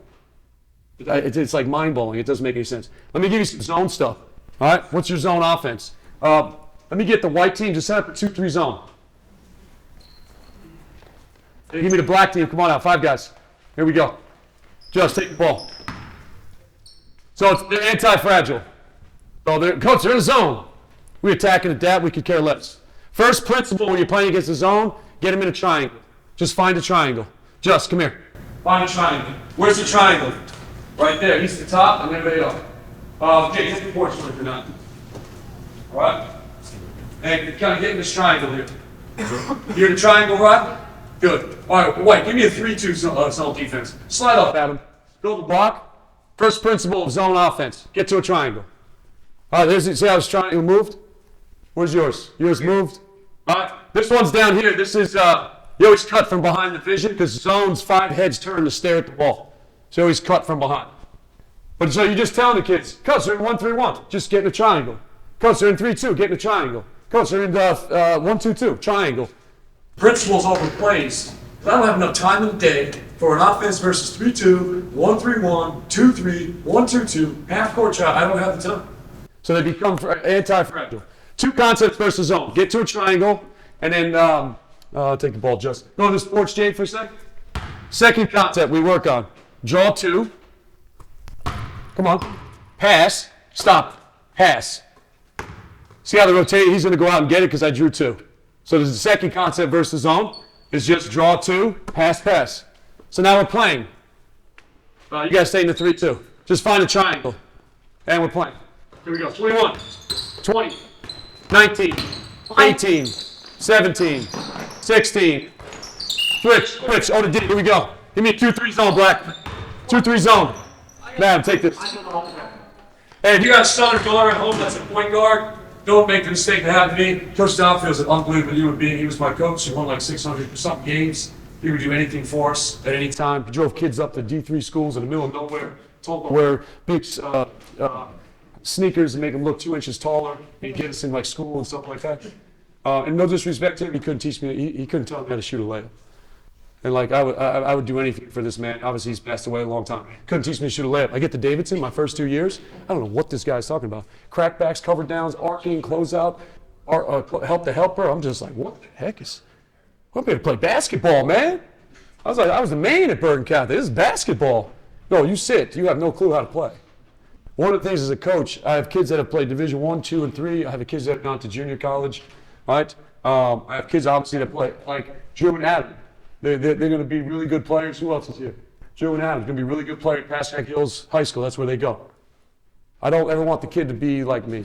For 2 years, I'm playing like 4 minutes a game. I don't know what. By the time it's a junior, it's fine. I don't want kids to go through that where they don't know those things. And the guys that we have, you see some of them on TV, they all play right away. And they know how to play because it's important. So if you have a son or daughter at home that's a point guard, anytime they face an even front, make sure they attack it from the top because that's where the triangle is. If you have a son or daughter at home who's a point guard, right, and they come to a 3-2, make sure you tell them to attack it from the slot. If you're facing a 1-3-1, half-court trap, Jacob, come. Slide out, slide over, slide up. No, you're good, Jade. Stand there, the nail. See, there's no bad players, only bad coaching. Yeah. See how it's like, right? Jade, high clarity, stand at the nail. Gabe, you have that weight. Move up a little, Gabe. Perfect. And Ryan, you be my bear. Come back here, James. So if you got a son or daughter at home and you know they're half-court trapping, all right, you have an act. You're from Queens, Jacob. You got an act. You're going to finesse them. You're going to tease them. All right? So I'm going to come up here. You guys come trap, and I'm going to freeze in half, and now I'm going. All right, how many times the kid does this? He comes over and like picks it up. You got to teach him how to tease. Does that make sense? All right? Any questions with the zone concepts? Get to the triangles, draw 2, pass, pass. There's your zone offense, no matter what they throw at you. All right? And the last thing I'll tell you about the zones is that they turn you into hands up, Harry, don't hassle the shooter. Like late at night when you drive by 7-Eleven, you see the guy behind the cash register. Yeah. All right, that one didn't land. We'll take that, Chris. All right, but this is what happens with the zones. The kids stand here like this. Step up, Ab. They stand here like that. Zones stand up teams, and now they start to do this passing around. You got to play it like it's man to man. So every time I catch, it's like shooting foot back, I'm catching, I'm peeking, I'm faking. I'm being a threat, I'm attacking space. Does that make sense? Jacob is got a black belt, and like he's one of the strong, like he's unbelievable. If me and him are in a fight, I got one shot only. What's that? I got to hit first, and then I'm running home as fast as I possibly can go, because he knows what he's doing. It's the same thing in basketball. You got to attack the attacker first. You got to go after them. You have any trouble with traps, handling traps? You have any trouble handling traps? The kids get trapped. It's a strength thing. Step on here, James. Look at this. Here's my man, James. You ready, Jess? You're going to trap the crap out of him, right? All right, back up. Jacob, right over here. All right, we're going to play 5-on-5, two-way. So we're going to go up and down. Two-way for us is that we're going to go down and down. We don't have to have any negotiations. I'm going to throw it to you. You guys are going to trap them. Make sure you get low and wide, attack the attacker. All right? And then you can't pass until I get to 1002. So you're going to hear 1001, 1002. We're playing two-way. 1001, 1002. Nice, Drew. Good, good. Play it, Drew. You got it. It's yours, man. Good. 7, 6, 5, 4, 3, 2, 1. Good shot, Mike. We're racing. We're racing. Good job, Jacob. Good, Drew. Good. All right, hold. There you go. I got you. So now we're working on traps. James, take the ball to bounce for me. Come here, Drew. Matt, come here. Adam, come here. We'd have like 4 groups going on, but we're not handling traps very well. Come on, you gotta be tough with the ball, Adam. James, you gotta be stronger, man. You gotta get to the weight room. What are you doing? Trapping you. I mean, come on. But we gotta give him some technique with the trap, and then he's gotta be in it and used to it all the time. So James has got the ball. Adam's here. Everybody else back up. Drew, stay. Jess, you can stay. You're gonna pass the ball to him. You two guys will come and trap him. Go ahead, trap him. You have to sprint, James. Touch the center, pass forward. And then you got to come back, come on the stage. You can't pass it to him until he comes back. Now think about it. We got 4 of these going on. We got one here, and one there. Game sandwich. We just played. We're not handling traps very well. So let's work this drill right now. It's called a skinny. Go. This is how we handle traps. All right, Adam, you got to get low, wide, down, and bounce. Good, James. Get there. Help him. Good. Be tough with it. Good. Good, Adam. Nice. Good. Good. All right, rotate. Another guy take it out. Another guy in the trap. Here you go. All right, here's your technique with the traps. You got to get low. James, watch out. Just play D. This is how you help your kids. First, you got to get low. You need 3 points of contact. Each hand, and you put it on your face. See how they both put it here and they get tied up? The ball's got to stay on your face. When we work on our layups, it's contact. We work and put it on their face so they can't get to it. All right? And I got to be low, wide, fat, down, and balanced. My first thing versus traps is I always lean and step away. So I'm here. Come on, come trap me. And now if I'm strong enough, I'm going shoulder to shoulder to get over. And I'm going to break their face. Like this ball is going to be used as a weapon. So that's one option. If they're young and small, they might not have it. So you got to teach them rear turns versus pressure. And now they have some space. Does that make sense to you, Just? Step away, step through, or rear turn it. Back up, Just. Good. Slide over, Drew. James, you're here. Good. Pass the ball at him. Touch half court. Good. Good. That's it. Good. See how they get skinny? Next, rotate. We have all these guys doing this stuff now. They're okay with the traps. Like they're used to it in the game. Go on the baseline, please. I have to give you the out of bounds stuff, then I'll take questions. I have to give you the out of bounds stuff because it kind of drives me insane. It's my pet peeve. Here's our out of bounds play. We have one. You can send it all to our rivals, Chris. This is the only out of bounds play we got. Let's get Jay here at this elbow. Jacob, you stand next to him, shoulder to shoulder. You're out here, Jacob. Just be out here. Give me a sniper. That could be you, Gabe. Go. Be the sniper out there. Will, you take it out for me. Guys in white, can you go on the sideline so they can see this? Go on the sideline so they can see. This is out of bounds play. We use the acronym SEC for out of bounds play. Not the Southeastern Conference, but that's what it is. The S stands for spots. All right, you will steal points on this. This is where you can score easy points. Spots. Everybody gets to their spot. You can have different plays, but keep the same formation. So if you're a box set guy, keep the box set. If you're a 4 across, keep the 4 across. If you're a low 1-4, and then you can have no more than 3 out of your formation. But keep the same formation so they don't know what's coming. All right? Come over here for a second, Will. The S means because it's the same formation, they can get to their spots as fast as they can. These 4 guys. All right? The only guy who doesn't get to his spot fast is the inbounder. You always start your inbounder under the basket. Can you be the ref for me, Ryan? Be the ref. Don't let your kids do this. The ref is there. He's taking it out. He goes like this. All right? When have you seen Peyton Manning up at the line, turn his back, and he don't even know what's going on? Yeah. All right, so we start here, Will. Underneath the basket. Now I'm seeing. What am I seeing? Well, Justin's man is over here. He thinks the double screen's coming. You guys do the old Omaha, Omaha, Omaha. That was Eli Manning, right? Or was that Pete? That was Eli. Omaha! That's our code word. You're going on a back cut, we score. Does that make sense? So you're seeing, and then you walk out of bounds. Human beings walk slower going backwards than forward. And now they're seeing the game. Make sure the kid doesn't toe the line. Come here, Will. If Will does this, it's on me. Because I didn't tell him. You always back up as far as you can like you're in the shotgun. It was about 7 years ago, Marquette, out of bounds play, NCAA tournament, 7, 8 years ago. They got a layup under the basket. The kid stepped on the baseline. And when it went to the Sweet 16, they went home. All right, that's on the coach. That would be on me. All right, so make sure you back up. Questions with the spots. The next thing is the E. What's the E? E is for eye contact. There's no, I brought Coach K in, Greg Popovich. No, the best play in the history of the game of basketball is eye contact.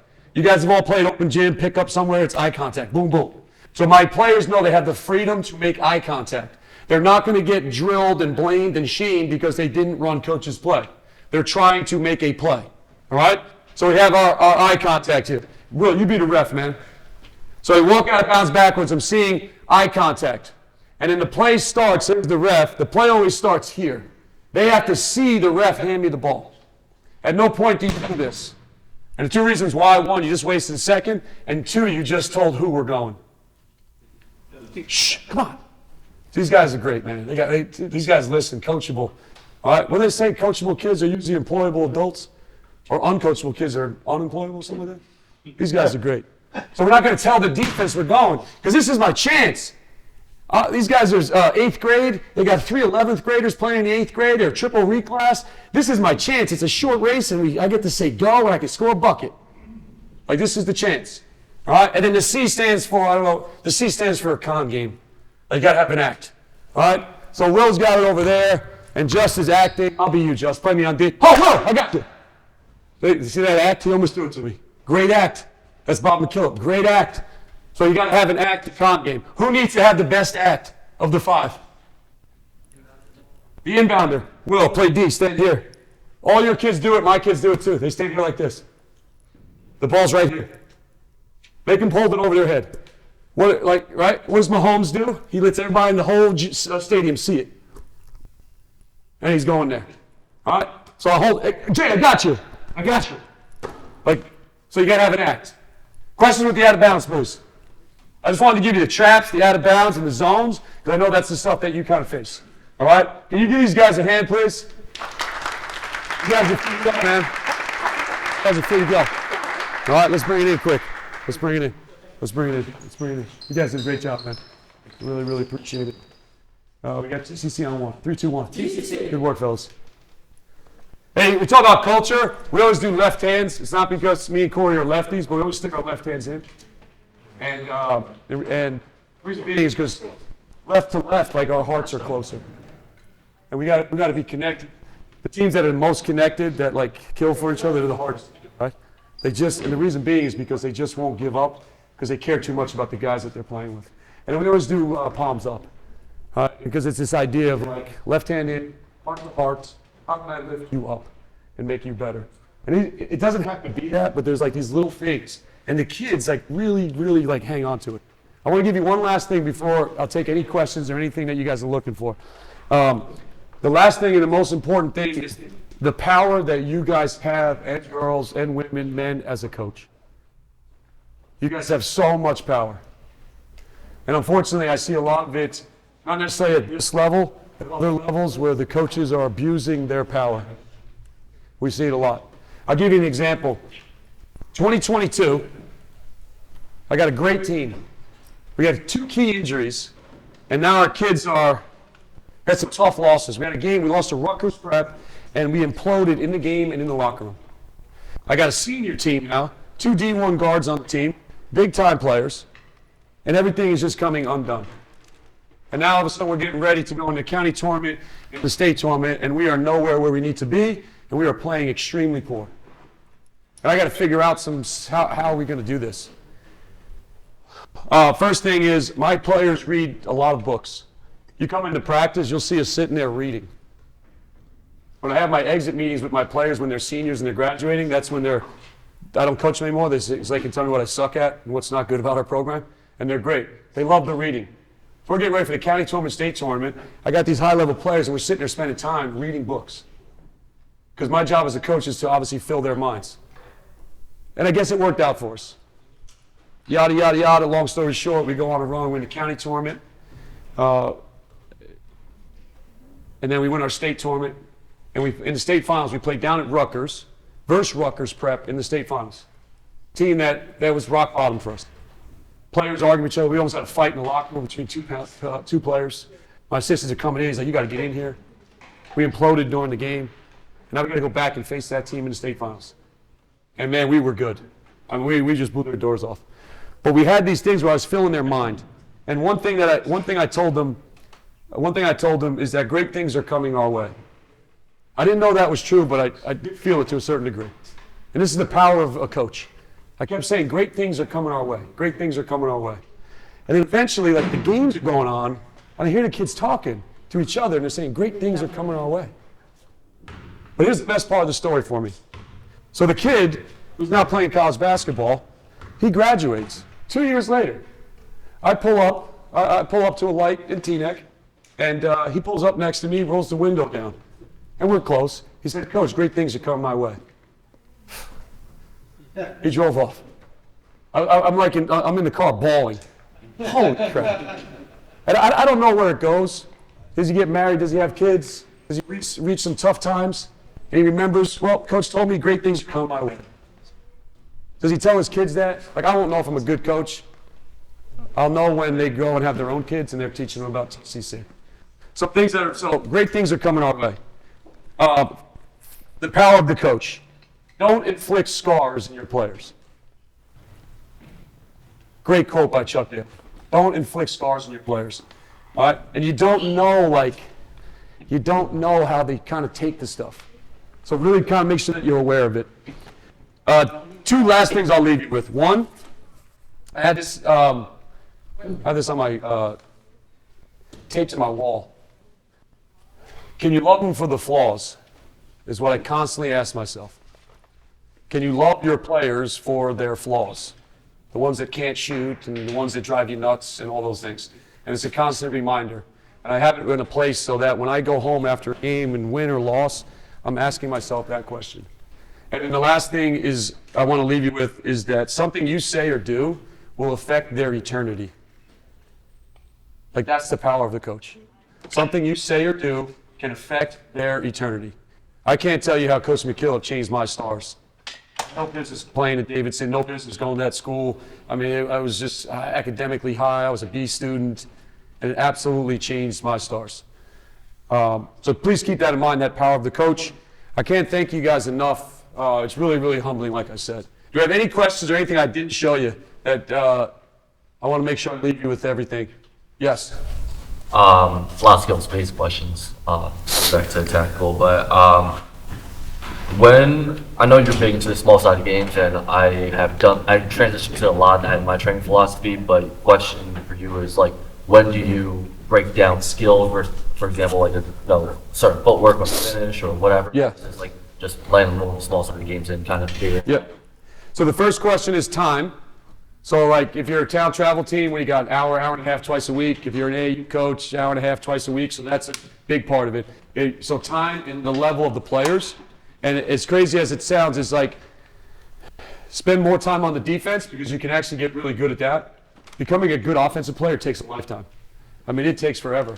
Now all of a sudden, it's like you're starting a practice. You have 2 practices, 90 minutes a week, and you're starting a practice. The team is not that great, and you're going to start working on these offensive skills, and you won't see anything. It'll take them 5 years.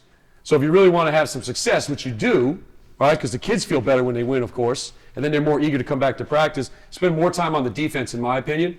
All right, and then if you don't have the time and you have younger players, I would do almost 90, 95%. It's all going to be 5-on-5 or some small-sided games, which is 2-on-2, 3-on-3. But I'm going to do most of the 5-on-5. If you're a high school coach like me, we got 2 hours of practice 6 days a week. Our first 30 minutes is vitamins. So that's what we do. They know it's vitamins. It's shooting, it's footwork, it's dribbling, it's passing. We do those vitamins. And for the next 90 minutes, we have our 4 quarters. 4 15-minute quarters, some other stuff that's in there, and it's almost all 5-on-5, 2-on-3. Oh, 2-on-2, 3-on-3. So what's your message to your player? And this is more so pertains to like your youth players as opposed to like high school guys. Yep. What's your message to them in regards to taking accountability for their own skill development versus just relying on 15 minutes or a block of practice? I mean, honestly, I don't. It's kind of built into the recipe where everything in our culture is about getting better. So it's just about getting better, getting better, getting better. We talk about it all the time. And then all of a sudden, I don't want to say it's magic, but what happens is, kid calls me, it's Catholic school, I got the keys to the gym, so I don't have to go through the other people. So the kid calls me at 5 a.m., can I come? Yeah, sure. So you kind of create this culture of improvement and getting better. So without me lecturing and telling like, hey, you got to go work on your game. Hey son, why are you sitting here playing video games? Go work on your game. We kind of create this environment that it's what they want to do.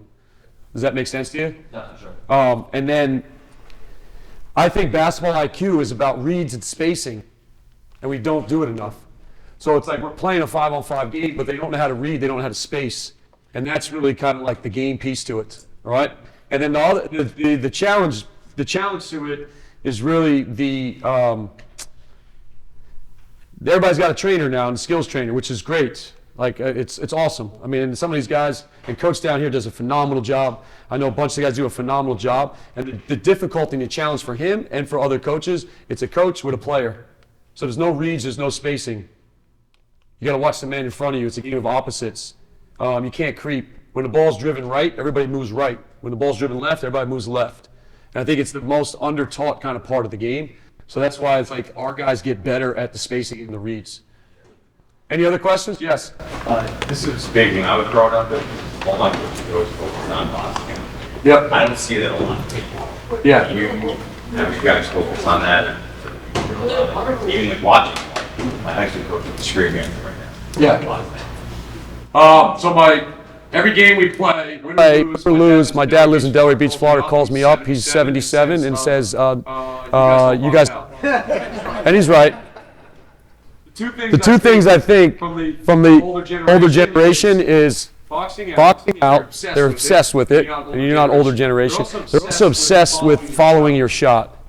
Follow your shot. We know why everybody shot, correct? It's that one clip of Larry Bird, right? That one clip. Freaking unbelievable. He shot it, he followed his own shot, the announcer's going, and now we all follow our shot. So first of all, we shoot with confidence, so I'm not following it because it's going in. Second thing is like you're shooting and running in, the percentage is going to go down. Right? So we want to have confidence. Next thing is you're not getting the rebound. It's so rare. Right?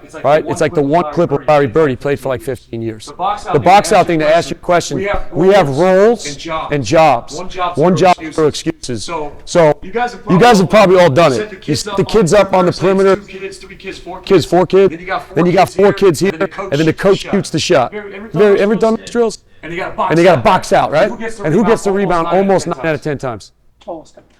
The offense.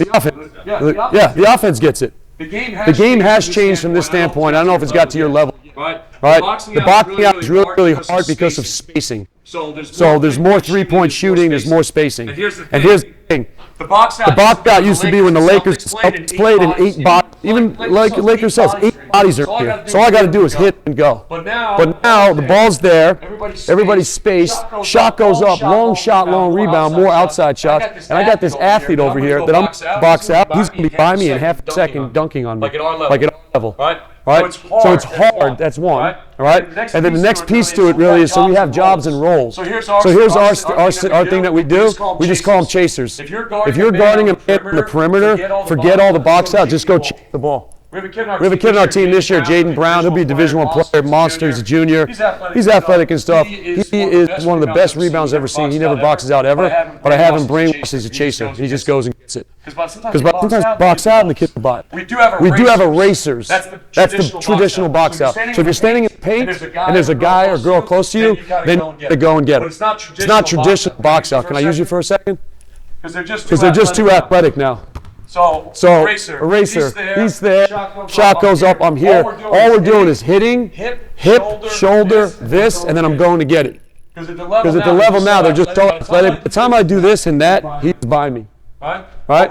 But we create this mentality of like, and put Chris on the spot. His son Ryan is a chaser on our team, right? He was one of the 5th graders out. He's unbelievable. You good, coach? Thank you. He just chases the rebound down. We have another kid on our 4th grade team that Mark's son plays with Griffin. He just chases the rebound down. Why am I going to have him box out? He gets the rebound. So it's very hard. The hardest things to coach is transition defense and boxing out. So we give them roles. Like, you're a chaser. What do you mean, coach? Well, just when the shot goes up, they'll get the ball. You don't have to box anybody out. And then the freedom comes in that structure, doesn't it? Like when you get hired for a job, I just do these 2 things and do them great. And then it's so much easier to do it. So we have chasers, erasers, we have spacers. Those are the kids that can't run at all. So we tell them somewhere where the ball's going to land. Throw your body in there, and maybe you might come up with it or cause a fumble or something. That's a great question. That's a great question. No. Yes. Yes. Yes, the AAU program, most programs are considered excellent in all offensive defense. But is there a way to teach effort? Most of the time, coaches are saying, you come to the program, I'm not going to teach you effort, you work hard. But is there a way to teach effort, or that's... Yes. Yeah. So it's kind of what we did about our environment. You don't have to scream and yell. You set it up the way we did, where they're playing to a score. Some of our scoring is 1 point, 3s or 2s, and then sometimes if it's something we want, like we want to get that transition up, we'll put in a KO. So they're playing to 5, but if they race and throw it down and somebody beats somebody down the floor, we give them 5 points for that, they win. So if you ever come to my practice, everybody's welcome to come to my high school practice at any given point. Like, you can come hand the playbook to Don Bosco, it doesn't really matter to me. It's about sharing knowledge and all that stuff. So because we have these quarters and we're keeping score and they know they're running, the intensity goes up. I never have to beg the kids to play hard because they all want to win the game. And then you use constraints, right? The NBA now is hiring third-party guys who have studied the use of constraints, and now they're going in and dissecting an NBA practice, and these guys have great jobs. What's constraints? So we're playing 2-on-2, 3-on-3, 5-on-5, failure to peak, turnover. Failure to bolt, turnover. The kid wants to win the game. And then what happens is you don't have to do it because you're on the team and you're on the team, he didn't bolt, and now you're telling him, come on, bolt. Like the kid Jay that was out there was saying it. You actually get themselves by creating that sort of environment, by keeping score, having a scoring system, putting in constraints or violations for not doing what you ask. All right? You can put it. You want your team to box out better? Play 5-on-5, keep score, and if you get an offensive rebound, it's worth 3 points. And all of a sudden, guys are now as opposed to the drill, the 3-on-3, 4-on-4. Here's the coach. He's feeling good. He's remembering back when he took state. The assistant coach always makes it, right? Doing the drill. I took state, man. Remember when I took state? He makes the shot on 4. So those things, that's really the thing. That will really help. Yes. As a skill trainer, I think this is something I probably always just kind of assumed, but like speaking to obviously a coach, what do you find the most value from as a skill trainer? Like if I were to ask you, like, how can I provide value to you, your program? Like what would your... For us, it's the core 4. So there's 4 things they got to do on defense, 4 things on offense. That is it. If you do those 4 things, they're fine. So our 4 things on offense are pretty simple. You know the first one. They got to be great and fake. 1. 2, they have to have the ability, which I didn't show you tonight, they have to have the ability to stride stop. Stride stop. Rock, can I see that ball real quick? So this is what we do. Here's part of our vitamins. We work on stopping. You have to have the ability to play off the feet. You guys all know, right? The kid goes in, miles. He's had the ability to play off 2 feet. Everything's off of 1. So you've really got. We work a ton on. Right. And here's why. You play off 2 feet. You have options, choices, and you see the game in the decision making. So here's the drill we do. He's done 1,000 times. He's in his Crocs, but I'm not going to make him do it. There'll be lines down here. They'll take a couple dribbles. Right leg freeze. They'll freeze. Left knee up like a pitcher. Next part. Right hand dribble, freeze, pop, sit, nose over toes, because kids play like this. Nose over toes, we're in that powerful position. And we're going again. And then we'll work on freeze, pop, sit, donut. And we're just doing this over and over again. Right? And then we get to our finishing school. There's a coach down here. He'll flip me the ball. I'll catch it. Best way to teach kids to shoot layups. Freeze on the right, palm facing up, step left, shoot it. Like a 7-year-old can do that. They won't make it, but they can do it. And then you get to Coach flips it. here. Pop the ball. Working course to build. And then they'll go in off 1 foot, shoot the layup. We got a whole series. It takes us 4 minutes. And then the next one we go. When you got freeze, pop, sit. All right? And then Coach McKillop, fake. Chin fake. Donut. And then we got to step across, we got all the stuff. But it comes down to the feet. Right? Because think about it, if I go 1 foot, how many choices do I have? And remember Dad's telling them, be aggressive, right? He's telling them, be aggressive. What does that kid think? I'm driving it, you can line up 17 people here. I'm driving this thing, and I'm going on 1 foot, and I'm aggressive. That's a turnover for us. You got to keep in mind, I don't want my guys taking contested layups. NBA players make 42% of contested layups. That's 4 out of 10. NBA players. All right? What's like the 6th grade league in Harrington Park? What are those kids making? Once you get the ability, you start to see the game, and the game slows down for you. Right? So peek and fake, stride stop. Strike passes is huge for us. Strike passes. Nothing says I care about my teammate like don't hit a strike.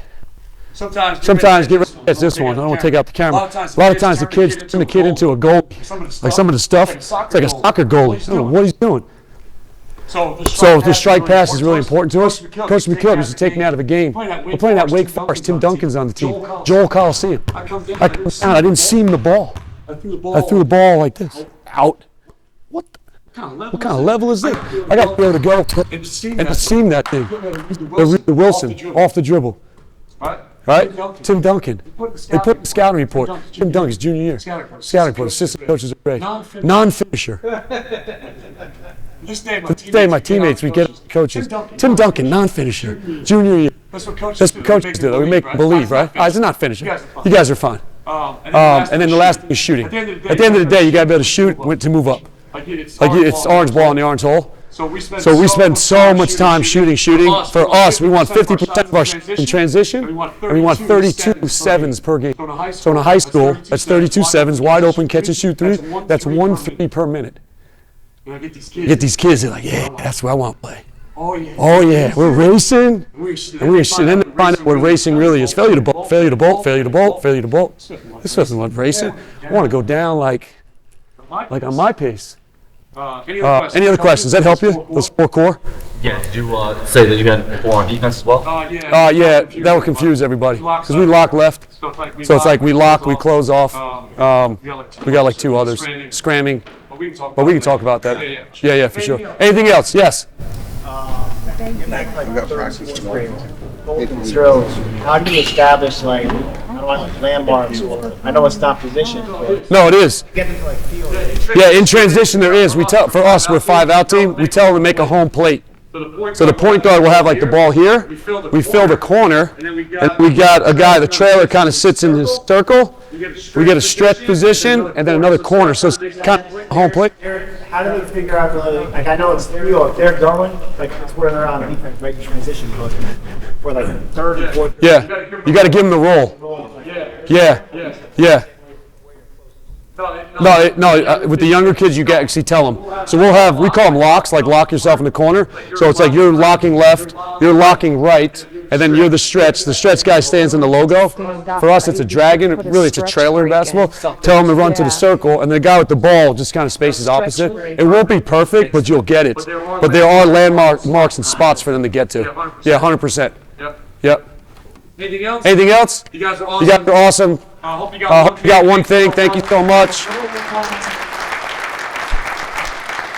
I don't want this to be the last time I see you guys. So please use me as a resource anytime, day or night. All right? Thank you. Yeah, we needed a stretch.